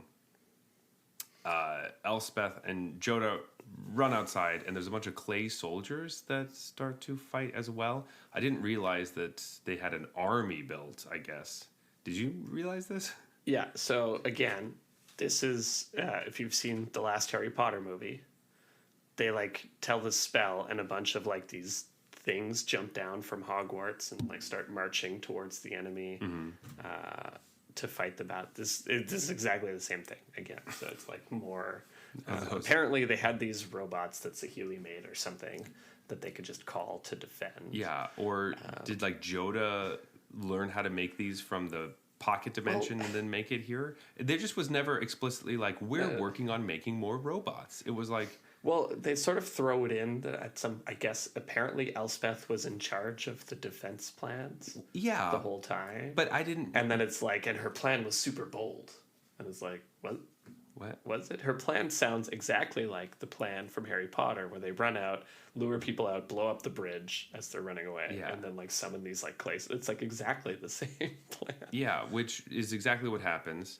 But I thought I knew that she was in charge of like defenses and stuff. But when did they have the time to make an army? I don't know. Like she wasn't even on board with the team. She was going to leave. Yeah, But no, apparently she was like making defense the whole. I don't know. Whatever. This chapter sucked. Yeah. So through all of that, blah blah blah. There's a lot of fighting. Fighting chapters are kind of boring to me because there's it usually just kind of goes back and forth. And At least in this place, I wasn't wondering if they were wolf or human at every single line. like in Estrad, geez. But they were still just fighting, and it's like, oh, parried, and then she turned around and tried to attack their midsection, but they were ready and blocked with their shit. Just like, it's cool in a movie when that takes 12 seconds. When I'm like reading that paragraph after paragraph, it takes so much more like, time. Even though I can imagine it, it's still like it's in slow-mo because I can't read all of that in 12 seconds. Yeah. Anyway, there's this Phyrexian sky ship that emerges, and it sprouts these giant legs that are bigger than the tower. It looks like it's going to crush our base camp. So Joda gives Elspeth this pouch that Jaya had given him, I guess. It's kind of like her last spell. That's what it seems like. And anyway, they both run over and use it. So they like run up to the sky ship and are by it, and then they just throw this pouch on the ground and it explodes this giant light and kills the sky ship. They're like, yay, we did it. Yeah, so I interpreted this as like Jaya's Immolating Inferno, you know, the like legendary spell from Dominaria or whatever. Yeah. Yeah, but Joda's like, oh, everyone knows that light is pretty much the same as fire, so you should be able to use this spell in the same way. And because I could see that you have good light magic. And then he like gives her a pouch that is the spell. I thought it was so stupid, but all right. So there's like paragraph after paragraph of random fights, and then this light thing spell. Yeah. I don't know. And like Joda seems like, I don't know. Anyways, whatever. This light thing explodes the sky ship that grew legs. I don't know. Whatever. To me, this. I don't know if you had the same experience, but I was reading it and I kept looking at the side where it's like the scroller to see how much is left. I'm like, oh my god, I'm not even halfway. Yeah. This is so long. Yes. This one was awful. Yeah, sometimes that happens. From somewhere, I can't remember if it's the sky ship or somewhere else, but Rona jumps out and stabs Joda. Rona appears and stabs Joda. Everyone's stabbing people out of nowhere. He just jumps out. So she stabs Joda, and then Elspeth is lying on the ground, and she's so exhausted from the spell that she just emitted that she can't really fight back. And she's trying to block Rona's glaive, but it gets through her shield, which is one of those buckler shield things, and goes through her forearm, which is just like, so now she's attached to Rona's weapon, and they're trying to slash at each other, but they're both stuck, and it's just it's not looking great for our team. Classic fighting battle thing where everybody looks like they're gonna die, and then something happens, and they're not gonna die. It would mean something different if it didn't happen like every battle we ever have ever. Right. It just always happens. Anyway, when she's attached to Rona, Tezzeret comes out of the darkness and says that he forgot to dismantle the Phyrexian soldiers that are closer to the tower, and he was dismantling the other ones, being like, hey, I'm helping you guys out. I was supposed to do all that before, but I missed it. Such a good person. Yeah, hurt some of you. And then he just detaches Rona from Elspeth and picks her up and just walks away and doesn't kill anybody. And then he's like, there was a point where, because Elspeth, I guess, slashed Rona's shoulder, and Tezzeret shows up and looks at her, and he's like, oh, she's still alive. What a shame. Should have aimed for her neck. Mm-hmm. And it's just like, you could just kill her now if you were really, like, you don't have to bring her back alive. You could pretend that Elspeth killed, like, nobody's going to know. Yeah.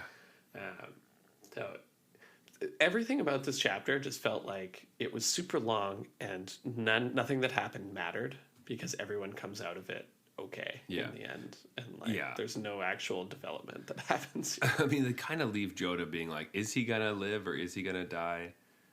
Oh no, never mind. That's what I thought. I was like, this chapter's here because Joda died. Spoiler alert, no. No. I forgot that Elspeth had the halo from before and puts it in him, and then he's like saved by the halo, the angel dust, or the crushed up angels. The cocaine. The cocaine. Hey, cocaine saves lives. Heard it here first, folks. Yeah. Anyway, Jeff, through this, I got more upset. I was laughing at the end of the last beer break, but I know. Now I'm kind of on a downer, so... Let's just go over chapter 2 again. No, we got to get to the end. But let's go for a beer break before we get there.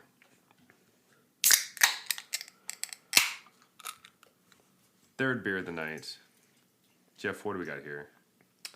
This is Mill Street Organic. So... I don't know what they're like, how wide a net they can cast in terms of who might have heard of this beer. But if you're from Canada, you've probably heard of it. It's like the biggest sort of old school brewery out of in the GTA, Greater Toronto Area, and this is their classic like just lager. I think we decided they were like big mainstream enough that this is a macro brew. This point, so yeah, they don't. People, I don't know. Depending on your age, this beer might feel newer or older to you, but basically saying like, oh, people my parents' age would be like, oh, that's a craft brewery, right? right. But people our age would say no. No. Or people younger than us would be like, yeah, that's been around forever. Because right. it is... Well, it's 20 years old, which in lager years is not very old. But as far as, kind of craft brewery stuff, it's one of the older ones. Yeah. And it's 4.2%. So... Now, it's definitely a silver beer. There's no question. So yeah. Oh, yes. If you're like, hey, that's not a macro brew, it doesn't fit. This is a silver series, folks, and it's a silver beer. So it is. It didn't even win its episode. So we both gave it silver 2 last time it was on the show. So that can tell you that, another macro brew beat it out. Here we go. There we go. So, Zach, let's talk about Exodus. All right. Chapter 5. So this time, we're following Nissa. I was surprised to see this, personally, because as we said last time, Nissa was, like, done with everything. And then I thought the only reason she was there is, like her girlfriend kind of dragged her along kind of thing. Like, Chandra really wants me to go, so I'm gonna go. And then it's, like, kind of the opposite. It's, like, Nissa's here and taking everything super seriously, and, like, Chandra just, I guess, peaced out at some point, and they tell us about that, but it's not super explicit. This one was interesting. It was interesting catching up with Nissa because we haven't seen her since Zendikar Rising, which she was dealing with stuff with Nahiri and Jace. Remember that name, Nahiri, by the way. Yeah, so Nahiri is somewhat important, but so she is back, and she's talking strategy with everyone, all of our friends at this table, trying to help out the multiverse. And Chandra wants to destroy every last Phyrexian. She has genocide on her mind. Let's kill every last one. Get those motherfuckers out of here. I hate them. I hate them. I hate them. I feel like they were trying to, like, delve into some themes here where they were like, oh, Nicol Bolas, like, yeah, he was evil, but he was also trying to kill the greater evil. And by taking, like, oh, so was he really evil after all? And then now they're like, oh, is killing all the Phyrexians like a bad thing? I feel like they're trying to delve into some like war themes kind of thing. Like, well, yeah, because they're bringing up once again, we have this thing of like, is it to save loved ones or save people you care about? Is it okay to kill other people?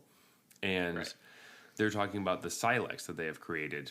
They can take it right now to New Phyrexia and detonate it and blow up all of New Phyrexia, which would include the Mirrans, who are trying to fight back, and they're the rebellion. So Chandra says she's all for blowing up the entire plane, get that fucking thing out of here. I don't give a shit what happens. Kill everybody. And everyone else is kind of saying, whoa, whoa, whoa. Hey. There are people on there fighting to take back their land. Let's not kill them because we like Which them. I didn't know, by the way. I didn't understand. Like, I guess I never thought about it, but I just sort of assumed the Mirrans were wiped out, and it's Phyrexia now. Like all the Mirrans were either killed or completed, and so there's Phyrexians. And so in chapter 1, when they say Urabraska's like recruiting the Mirrans to fight back, that surprised me. So like, I just don't really understand, given how we know how Phyrexians behave, that there's this world that is Phyrexian, but there are Mirrans still living there. Yeah. But I guess there are. It almost seems like it was just planted there to have this discussion with Chandra of like, oh, we can't just blow it up because we could kill innocent people. Yeah, and it does seem like we've been trying to figure out where Koth was for a really long time, and that was an important reveal that he's still alive on New Phyrexia, underground. It's kind of an underground rebellion, but obviously, I don't know, Phyrexians know about it. They just don't seem to care very much. It does seem I feel like this wasn't canon until this, that like there are Mirrans still around and Koth isn't dead. I feel like they had the intention of like them all being dead, right? Because, I remember on Twitter I saw people talking about it during New Capenna because they're like, oh, well, Urabraska's there because Urabraska's running the rebellion on New so Phyrexia. this was just a known thing. Apparently. Yeah, so I wasn't extremely privy to it, but I'm just a dummy. That's all. Well, no, I mean, it wasn't said in the story of New Capenna. I was saying that people on Twitter were talking about it, and it was from another piece that I wasn't aware of either. So, gotcha. But anyway, that is kind of the conversation they have there. And then we go back to the battle night. So once again, we are woken up in the middle of the night by the Phyrexians attacking the tower. But this time it's from Nissa and Renan 7's perspective. Oh, sorry, it's Nissa's perspective, but Renan 7 is also there helping Nissa out with fighting what they're dealing with, which is closer to the tower. So Elspeth and Joda are further away, and Nissa and Ren are up at the top. There's also this like angel general thing that's a Phyrexian that they're trying to deal with. They did mention this creature or character earlier, I think, in Tezzeret's story. He says something about an angel Right. he hates. And like, oh, that fucking angel's being a bitch again. I assume that's supposed to be the same one. That would make a lot of sense because I remember that as well. So this thing is what's controlling the army, basically, to attack this tower. The general. And these are the troops that Tezzeret says he forgot to dismantle or whatever when he comes up earlier. So hey, if Tezzeret says he forgot, man. Like, he's a good dude. Yeah, His word can be trusted. He's very trustworthy. So Nissa hatches a plan that she just needs a little help getting up to the angel, but she's sure she can fuck her up and stop this whole thing. So Renan 7 just takes her and flings her up there without sacrificing her, just throws her on top. Nissa lands on top. It like embeds these like seeds into the angel, and then the seeds sprout into these vines that wrap around the angel's wings, and so it can no longer fly. And now there was a card about this, right? That like every time it attacks, like more and more things get generated.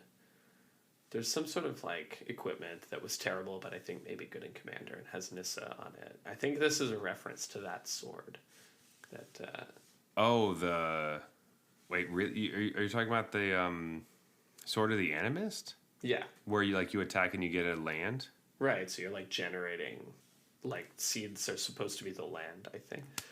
Interesting. Sorry. There was a whole thing in this story about like the Gaia, who is the nature in Dominaria, like rejected Nissa, or like the land rejected Nissa, and then Nissa's like, "No, I'm cool, I swear." And then the land was like, "Okay, sweet, now I'll fight for you." It was like, why is this? It was so random because it was a pet peeve of mine is when they introduce problems that don't need to be there and then solve them trivially. It's like you should introduce problems for a reason, not just like, oh, Nissa couldn't connect with the land, but then she's like, hey, check me out, I'll show you some stuff I did on Zendikar, and I guess the land can like see her thoughts. Yeah. And it was like, oh, you are a land lover. A land lover. That You sound whole like part a was- pirate. I know, right? It was all super weird, but it's also solved in a few paragraphs. Yes. But it's just like, what, did you not hit your word count or something? Like, why is this here? But anyways, she then gets the land on her side, and she jumps onto 7 and uses her power to like grow 7, and then 7 chucks her. And it's all just like, wow, that was a lot. There's a lot of unnecessary like Things. conflict, I guess. Yeah, because when she comes down, like as they fall together down to the earth, Nissa kind of goes inside Dominaria again and is talking to the world soul that's going to help her, and it fills her with like this power and blood thirst and rage, which are not normal things. Nissa feels very, very similar to Chandra's no mercy mode of kind of like. And by the way, am I remembering this right? That Chandra's just like has pieced out by this point and is like saying goodbye to her mom or something. It was like super. Yeah. So there's a Chandra's moment just not here anymore. We're kind of like explaining where everybody is, and after Chandra says that she wants to kill all the Phyrexians, she like goes to Kaladesh to talk to her mom, and then there's a kind of an explanation of why a bunch of people aren't there at that moment during the battle. It's like, oh yeah, Jace is dealing with some stuff on Ravnica, and Soren is doing some stuff on Innistrad with the wolf woman. I can't remember her name at the moment, and Arlen. And it's just kind of like, oh, all these other people are around, but we have some other folks with us, and it's just. Chandra's the super weird one because she was there. Yeah, in and the then she just previous left. Chapter. And it's like, okay, No, either she was left there to at say, the beginning of this chapter. She was here, and then she left. right? Oh yeah, because she's the one who wanted to kill Yeah. everyone. Yeah, it's like either she just left, which is very strange, or it's like she went to say goodbye to her family, which is important. Like that's something you should describe. Yeah. That, like she thinks they're all gonna die, or there's a good chance, and wants to go say goodbye to her family. Like, don't tell me about Nissa not being able to communicate with the like nature, and then 5 seconds later can communicate with. Like, don't write that. I don't care about that. Yeah. Tell me why Chandra is going to say goodbye to her parents. Because like we think, well, her dad's dead, but like her mom. Sorry, yeah, her mom. Yeah. Yeah, I don't know. Maybe something in Jaius, like talking to Joda about parental figures. She's like, oh, I gotta go say goodbye, or whatever. Or like I couldn't tell if it's like she was embarrassed because she suggested genocide and like had to get out of there. Not really. It doesn't really seem like a Chandra thing to be embarrassed about, wanting to It was burn just like- stuff up. It's I don't know. We just get this aside that, oh, by the way, Chandra's gone. She went to Kaladesh to say We get- goodbye to her mom. we get so much shit like that in these stories. It's so confusing. And I'd be okay with it if I'm like, hey, there's a word count. It's a short story. You can't tell everything. But it's like, don't. Why- The why part about Nissa communicating with the land didn't matter. I Don't just tell me that. out there, all of you, when you read these stories, because I know you do, and you have not gotten this far into the podcast if you haven't already read it, because I'm just sure of it. Why do you read the the Magic stories? Do you read the stories because you want to read the fighting stuff, or are you interested in all the character things? Like, which one's more important? Because maybe it seems like they might be like off Right. their axis, of what's important. But For me, it's the character stuff. Yeah. No question. So. yeah, I'd rather they all like it just. What if it was just like a sitcom and they got to like? I just want to learn more about the characters and how they differentiate from each other and who gets along with who and why, and those are the things, as opposed to we're going to band together to fight the evil and we're the good guys. Like, Yeah. give me something. Give me more stuff. Why? Give me the fights or the inner planeswalker things. Anyway. Anyways, to get us back on track, Nissa is now aligned with her girlfriend that we should just kill everyone. Yeah. Basically. We are also thinking about how Ajani and Karn are over there, and it's kind of like, can we save them when the time comes? Will we be able to save those people, or is it now like, no, we need to let them go, and they are going to die with the rest of them, and we're gonna kill them? Like, they're fucked. You know, they're not them anymore. Yeah. They're, and there wasn't a weird moment in chapter 3, which I forgot to mention, but I wanted to mention it. You mentioned how Tezzeret was using Ajani's like cloak, which I think was Elspeth's, or given to him by Elspeth or something. And Tezzeret mentions like he's not totally convinced that the real Ajani isn't in there. Because of this act, and I thought it was like really weird. He was like, I don't know if that's a Johnny or not, and then Johnny gives him the cloak to like wipe some blood away or something, and Tezzeret's like, oh, why would he show his hand like that the real one's still in there? I'm like, what? Because he gave you his cloak. I didn't get that part at all. Yeah, and I wanted to mention that it made no sense to me, but I think the idea was that they're trying to like tell you a Johnny's still in there.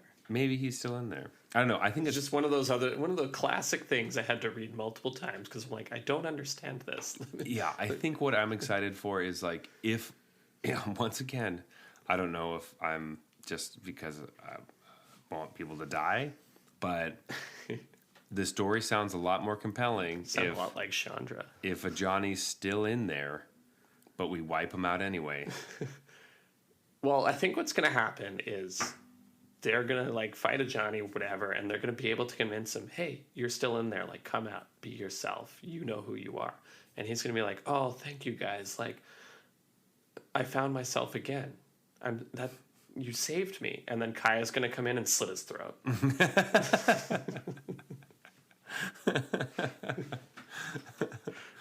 Like, sorry, guys, I thought he was evil. It was, we brought him out. Oh, that's too bad. Shoot. No, I'm fairly positive. Like, if there was a moment where they like go up to him and be like, "Hey, wake up! You're still you. Here's some of Joda's biscuits. Eat them." Remember the roach flower. That's why they keep bringing it up. Yeah. The roach flower is gonna save him. I really hope that's not how he comes back. I really hope. Like, I love Ajani. Ajani's great. I love Tamio. Tamio's also great. I wish we actually talked about her ever, because she's never spoken Still about. is not factored in. No, she's like she's referenced as like basically the trial run. Could they complete a planeswalker? They're like, yeah, we did it. So then we tried it with a real planeswalker, like a Johnny. Yeah, it's like, what the fuck? It's like, even this moment, they're like, oh no, Johnny and Karn are there. It's like, yeah, Tamio's there too. Do you not remember Tamio? That was a big deal when she got. I thought it was. I know. It just doesn't matter. Yeah. I also think completing sucks because every planeswalker who's been completed, their card is trash. Mm-hmm. So it obviously makes them worse. It's because they want to have Phyrexian mana in it, and they're so worried about them being good. Yeah. Yeah, the next... So, like, let's design a cool-looking card and then just trash all the numbers so there's no way anyone can play it ever. It's like, -7. Look at the top 1 card of your library. What the fuck is this? Anyways, we should get back to story time. We should get back to story time. Let's finish this bitch out. Let's go to Let's go to the tower. Let's go to the tower. We did it. Everyone, we killed all the Phyrexians on Dominaria at the moment from that one battle. We're alive. That's great. We go back to the tower. We're at the top of the tower with the temporal anchor, which was destroyed by this like Power Stone implosion that just kind of happened while Teferi was stuck inside. So earlier, back when we were fixing I don't know if we even mentioned this, but back when we were trying to fix, we were doing the ghosts, we were too focused on the ghost with Kaya and Saheeli. After the ghost was gone, they then successfully got Teferi into the coffin and Teferi. Yeah, that's why I was so confused when in Chapter 3 it was Tezzeret, because I was like, oh, Chapter 3 is obviously going to be about Teferi's travels. But I guess the main set of stories is about Teferi's. It is. Yeah. So anyway, Teferi has been in the coffin in the time thing the whole time. And I guess something that Let's call it a tanning bed. He's in the tanning bed. He's in the tanning bed. And we should have mentioned this before, but the whole reason we're fighting to save the tower is because Teferi's in there trying to figure out the stuff with the Silex. Right, and presumably he has the solution. Yeah. Like he has if we assume he failed in his mission, we're all fucked anyways. So we're going to assume he succeeded in his mission of discovering the secrets of the Silex. Yeah. So also important to note that Kaya is there to help facilitate his journey in the spiritual realm, in his spiritual experience in the past. And she is also there in her mind, so she can see what he sees, I guess, and they can talk to each other while they're doing this. This felt like another storytelling crutch here. Yeah. Yeah. I don't know what the word for MacGuffin of that. It's not an actual object, but it's like a I don't know. A cheater's way to tell a story. Yeah, it felt like was happening here. Yeah. Also, if you don't know what a MacGuffin is, it's just like a plot moving device. We need to get a thing. The Silex. Yeah, but the Silex matters because it blows up a thing, but the journey to get it is more important than the thing that it is usually what a MacGuffin is. Where it just doesn't matter. Right. It's just like an object that moves the plot forward. The plot along. Even if it... Video games are rife with these. Yeah, it's a thing... I'm always like, look at all the MacGuffins in this fucking video game. Yeah, None of that shit ended up mattering. Yeah, it's just like a thing that you go to find and it just doesn't do anything. Right. Because the point... But then on your route to finding it, the story develops. Exactly. Things like that. So, anyway, during the battle... There is a power stone that imploded in the temporal anchor, and Teferi is stuck between time and space. So he is... I hate when that happens. Yeah, it's so annoying. His body is in present day, but his spirit is in the past, because Jaya just split him apart. Right. Or Kaya did, sorry, not Jaya. Jaya's dead. Wow. Insensitive. Kaya believes that when Teferi was learning about the Silex... She also learned enough that she might be able to use it, and so maybe we don't even need Teferi. Then they all leave besides Joda and Ren and Seven, who stay to protect Teferi. So So Teferi's still in the tanning bed, and they're just going to stand around the tanning bed in case more Phyrexians come. In case Teferi comes back, I guess, and gives them the vital information. Or maybe they just like him and don't want him to die. I don't know. I think it's both of those things. Also, Joda is still wounded from the battle. His life was saved by the Halo, but I don't think he was completely cured of his ailments. And Ren and Seven, we don't need to have Ren and Seven go anywhere. But while we are discussing all the different planeswalkers who came to fight for this thing, it's just a list of just fucking people. So we get that's... we had Vivian earlier, but Vivian's there, and we have obviously Jace. Did Jace even show up? I don't even know.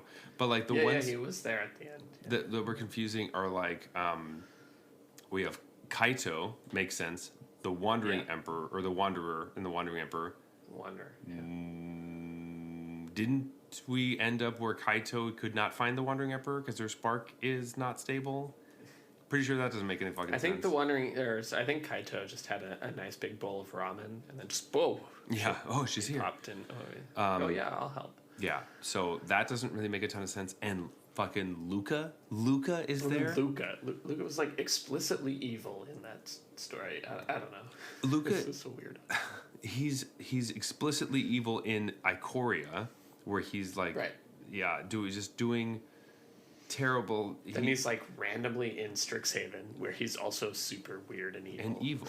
So it's like, what? What? Like, why even write his name? It had nothing to do with anything. Why just delete it? Yeah, super weird. He's not there. He's not in this. He's not. Maybe Luca's the key to it all. Yeah, Luca is the whatever. We're at the end of the story. There's an epilogue where Teferi finds himself no longer a spirit, but he is on a beach. Yeah. Okay. And he was just hoping that Kaya heard enough of his conversation with Urza that she can use the Silex. And he gets up and he sees some footprints in the sand, realizes he isn't alone on this beach, and starts walking to figure out what to do. And we don't know where he is. I think the big thing I took away from this, I don't know if it was in the epilogue or previously, but it just goes into detail about Teferi feeling the effects of aging, which I guess normally he does not, because he's right. Like temporal arc, whatever. He's a time wizard, guys. He's a time wizard. He's your classic time wizard. So I thought that was interesting. They're like explicitly calling out that essentially his powers are diminishing. My interpretation was that his powers are gone, or if not gone, they're weakened, because that's like what he's telling. Oh, I feel myself getting older, which is unusual for me.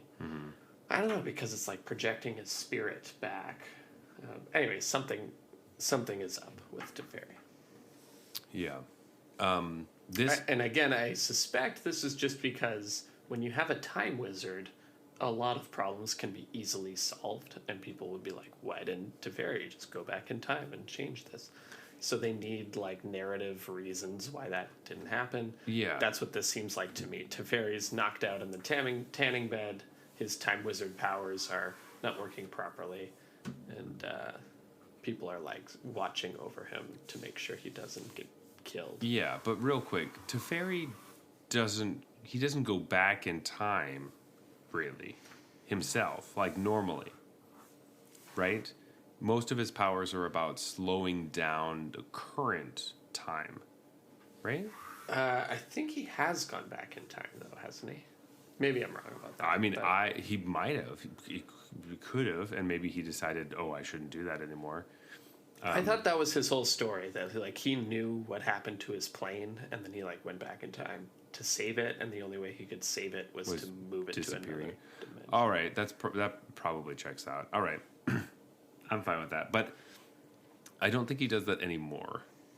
That's why he decided to do because this they realized time travel is and too easy to solve any problem you could throw at it. Also, it was his biggest mistake in trying to save them, because he disappeared. Right, it's the whole thing. Like, I'll never use that power again because it was. Yeah. Well, then I don't know why they have Teferi incapacitated right now, but they felt the need to call out that he is not his usual self. Yeah, we know he's going to be in the next story because he's part of the product placement. Spoiler. Well, we saw pictures of it.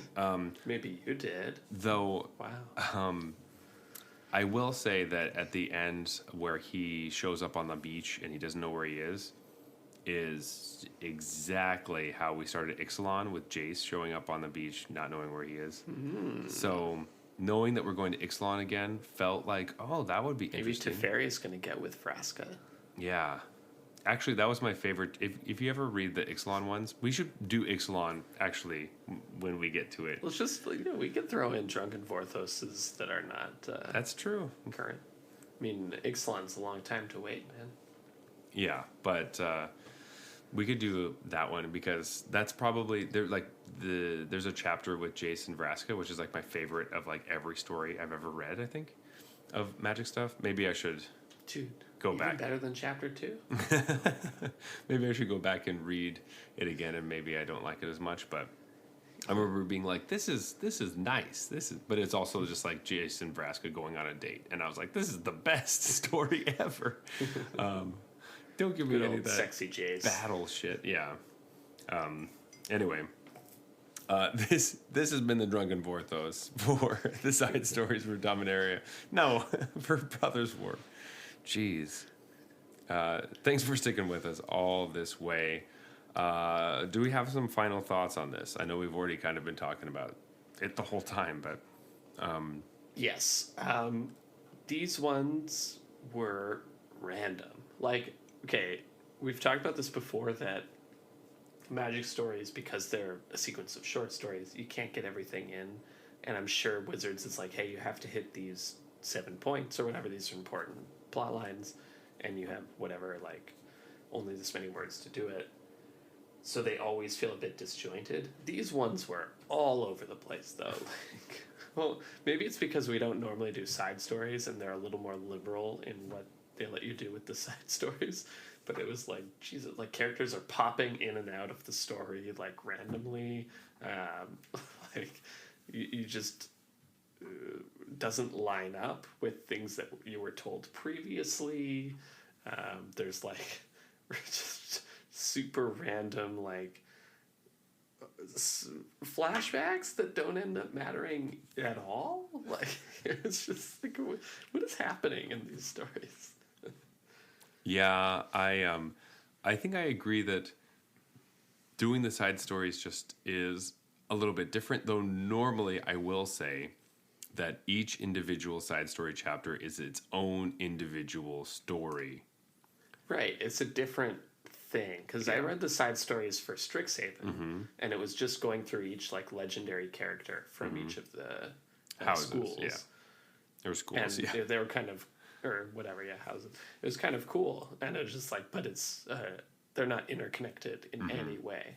This was like legitimately a story. It felt like the main storyline we might get in another set, except like all over the place. Yeah. With like 40 characters that are just coming in and out at all times. I'm just like, I'm having a hard time keeping track of who's here and who's not. Yeah. Coming off of Dominaria Lucas United. here? Like what? Yeah.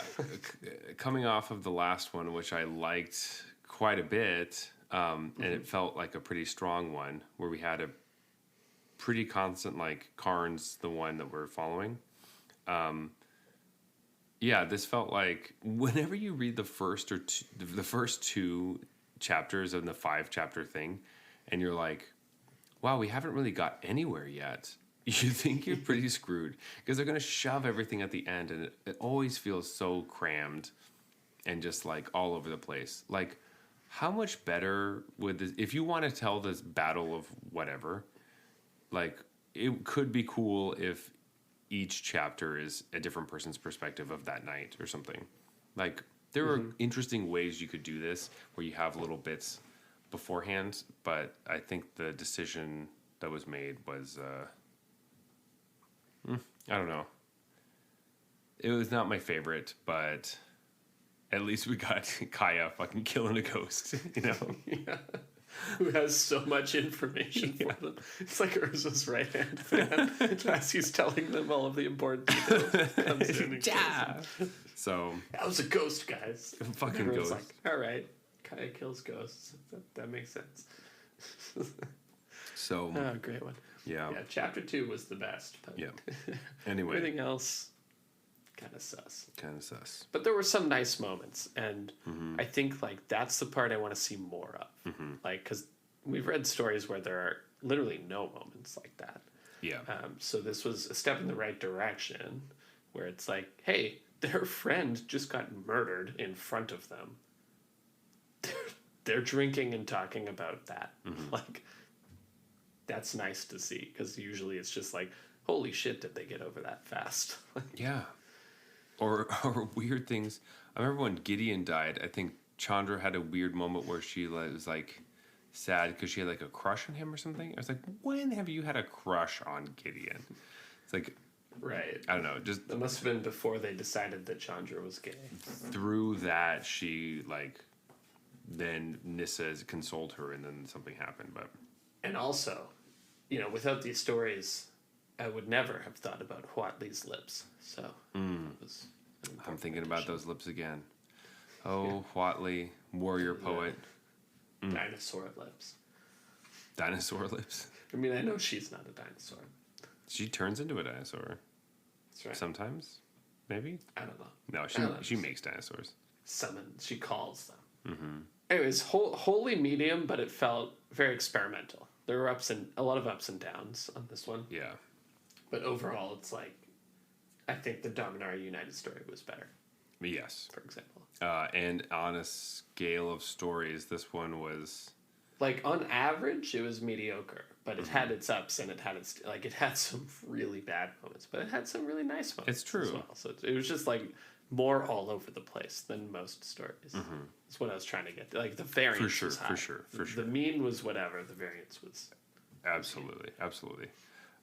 Maybe one episode we'll rank all the stories and talk about the best ones. But for now, it's time to rank some of our beers. Though before we do that, we should probably taste the last one. So, Jeff, I think it's time for last call. All right, Jeff. One more time. Last beer of the night. What do we got? This is Stella Artois, absolute classic from Belgium. 1366. If I remember correctly, this one dominated in round one. It dominated. Yeah. I think we started off with this in its episode and did not, nothing beat it. We both loved it. It's the best. So it's only fair that we end off with it then, so that we know it wasn't just like first beer of the night love. Kind of luck. But this is a Belgian Pilsner. So that could... I think everyone knows this one. But I wonder if that has a little bit to do with why we like it. Maybe, all the other ones we're drinking are lagers. This one's a Pilsner. Do we like Pilsners more? Is it possible? Yeah, it's possible. I mean, I haven't had a sip of this yet, so... We're not quite doing a blind taste test either. We are tasting like beers we know back to back, but the marketing probably still plays a bit of a role. But it's like, yeah, it really has been eye opening. It's just like, I thought I loved this beer, like Sapporo, and then I try it next to something else, and I'm like, oh, this is bad. This is really bad. Or I shouldn't say that. I don't like it at all. I'm sure some people love it, but. All right, well, Jeff, we're in last call. Yes. It's do or die. Now's the time. Let's make some choices. We should start off with lowest beer first. So, like we said earlier in the Silver series, everything is silver. So we just rate it from silver 4 to silver 1, 1 being the highest, 4 being the lowest. And it's just crazy how all of our rating systems seem to just line up with how Arena ranks people as well. It's just so weird. I guess we just agree on how people should be ranked. Yeah, I guess so. I don't have my list necessarily ready because I just cracked this last one, but I have my number 4 ready. I definitely have my number 4 ready. I'm going to go first. My number 4, this was, I don't know, quite a surprise. This was a surprise to me. I did not think coming in that this beer would be my number 4. But it just was a clear number 4 to me. So my number 4 is Mill Street Organic. Yeah, I'm gonna have to agree that Mill Street Organic was also my number 4. So the narrative I've always had around this is like people are like, I like Mill Street Organic, that like I'm into craft beer, and I've always been like, that's fine. I wouldn't call it a craft beer at this point because we talked about that a little earlier, but I was always like, but sure, it's better than.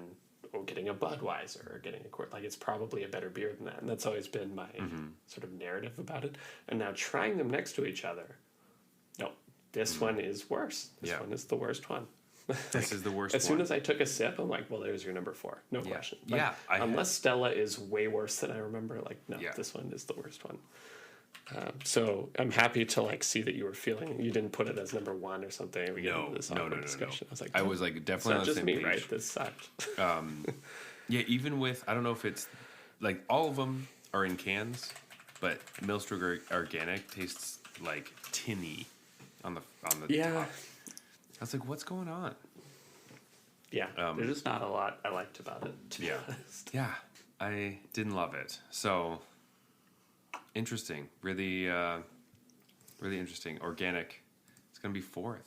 I have my number 3. All right, lay it on me, because I have my number 3 as well, so I'm curious if we have the same one. Silver 3 is Bud Light. Oh my god, me too. Yeah? I knew it. I knew it. I could tell when you tasted that Budweiser after the Bud Light. You're like, yeah, this one's better. Yeah, so, Yep. and I've always kind of known that Budweiser is better than Bud Light. That's like my thing. But this is what's hard about giving these ratings, is that, yes, drinking the one Budweiser after that Bud Light does be like, yes, I'd rather drink a Budweiser, or if I have to choose one and I'm going to have one beer, I'd rather have a Budweiser over a Bud Light. However, if I'm going to spend all day drinking beer or drinking a beer or whatever, I might choose Bud Light over Budweiser just because it's 1% less in alcohol, so I can last longer and it won't fill me up just a little bit. Because the first thing I said when I tasted the Bud Light was like, it tastes like apple juice. And that's like, sometimes it kind of does. And it's like this juicy thing. It is tasty, but you miss a little bit of stuff. So Budweiser is definitely better than Bud Light. It just might depend on the occasion. Yeah, and that's absolutely fair, right? Like, they serve different purposes. And probably everyone sort of knows in their heart Budweiser is the beer that whatever this company wants to make, and Bud Light is like the, hey, sometimes you want to drink 30 beers while camping, and if we lower the percentage, that's way more palatable. Like, that's so much easier to do. So they're making concession. They're optimizing on a different thing. It's not just what they think is the best tasting beer. It's like other factors are involved.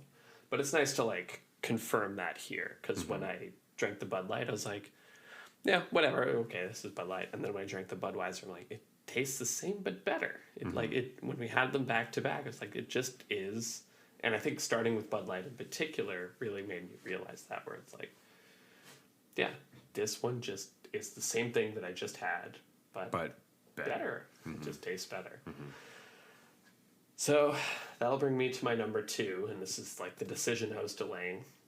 But I've had enough of this recent beer that I think it's a clear choice in my mind. I would like to say that I think the jump from 2 to 3 is huge. Like, the Silver 2 is way better than the Silver 3. But the rest of the jumps are not quite as big. But it's Budweiser, Silver 2 for me. Yeah, I think we wrote this one together almost, because Budweiser is also my Silver 2. I think it's just too hard to kick Stella off the top rung. Well, I went into it being like, let's not, like, I think I like Stella, so let's not try to let that guide me too much, right? And that's why, at first Stella was at the beginning, now it's at the end. So, but when I had the Stella, I was just like, this is just better than what I've been drinking all night. So it's interesting to have it on both sides. When you've already had 3 beers, the beer is better. And when you haven't had any beer, the beer is also better. It's like, I think I just do like Stella. It just has more going on. The sweetness of Budweiser is nice, and every time I drink it, it is very sweet. So I do like it, and Jeff and I are in a spot where like Budweiser was a big front runner for like the eye-opening experience of like, wow, wait, Budweiser. I never drank it before we did this, and now it's like one of my go-to. Just buy a macro brew kind of. Yeah, if I'm gonna go to a bar and be drinking all day, like Budweiser, Bud Light, Obviously, Budweiser's better, but if I'm going to have like 7 of them, I'd probably just stick to Bud Light. Right. Or start with a Budweiser and then change. But Yeah. like we said at the beginning of the podcast, we don't want to be snobs. So, hey, Bud's a good beer, but Stella is still... We just like Stella a little better. Yeah. But I was shocked at how much better I think Budweiser is than Bud Light. You know, we talked about how like they are 4 different things, but with just having the back-to-back, to me, that's what I was saying, like that's the biggest jump for me. I thought they'd be kind of pretty close. If I had to pick beforehand, I'd guess Budweiser would win because, again, slightly more flavor. But having them back-to-back, I was like, man, that extra percent gets you like a lot of flavor. Yeah. That or whatever else they do with the recipe. Or the other way, taking away a percent costs you a lot of flavor. Yeah. I don't know. There's probably the volume or the amount of ingredients they're using, they just use a bit less, but the same amount of water. And so that makes it have less food for the yeast, whatever. So that's why it comes through as being lighter. But anyway, wow, this is the first Silver Series where we have agreed on every single... I was about to say that. Yeah. Like, we never agreed, right? We never agree. I think it was even relatively rare that we picked the same number 1, let alone agree on the whole list.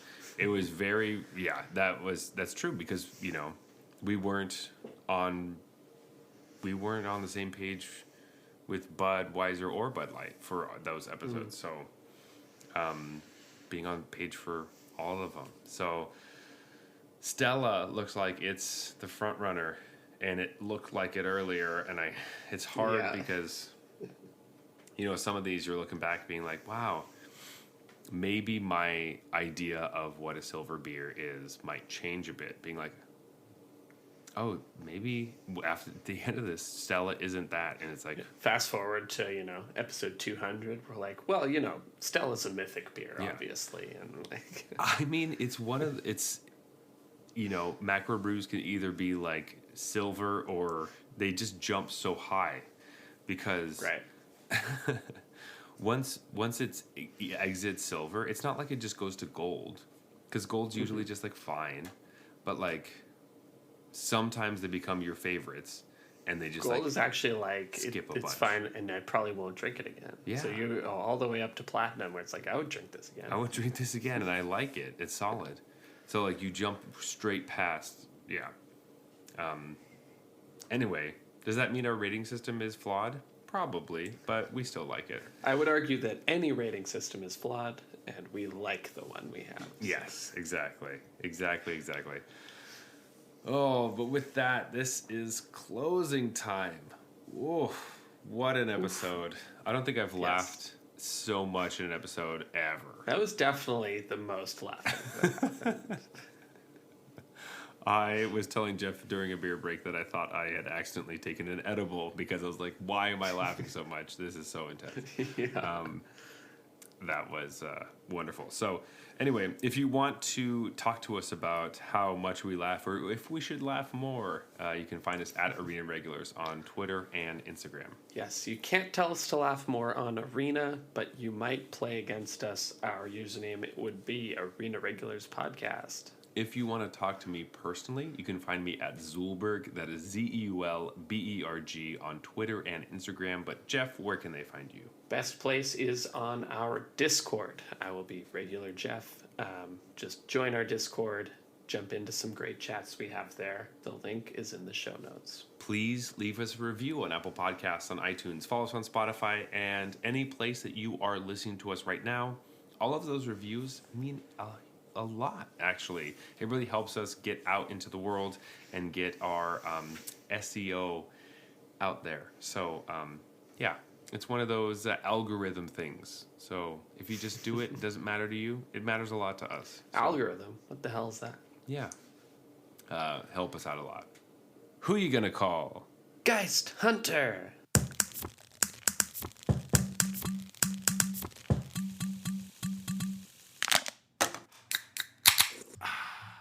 All right, that's fine.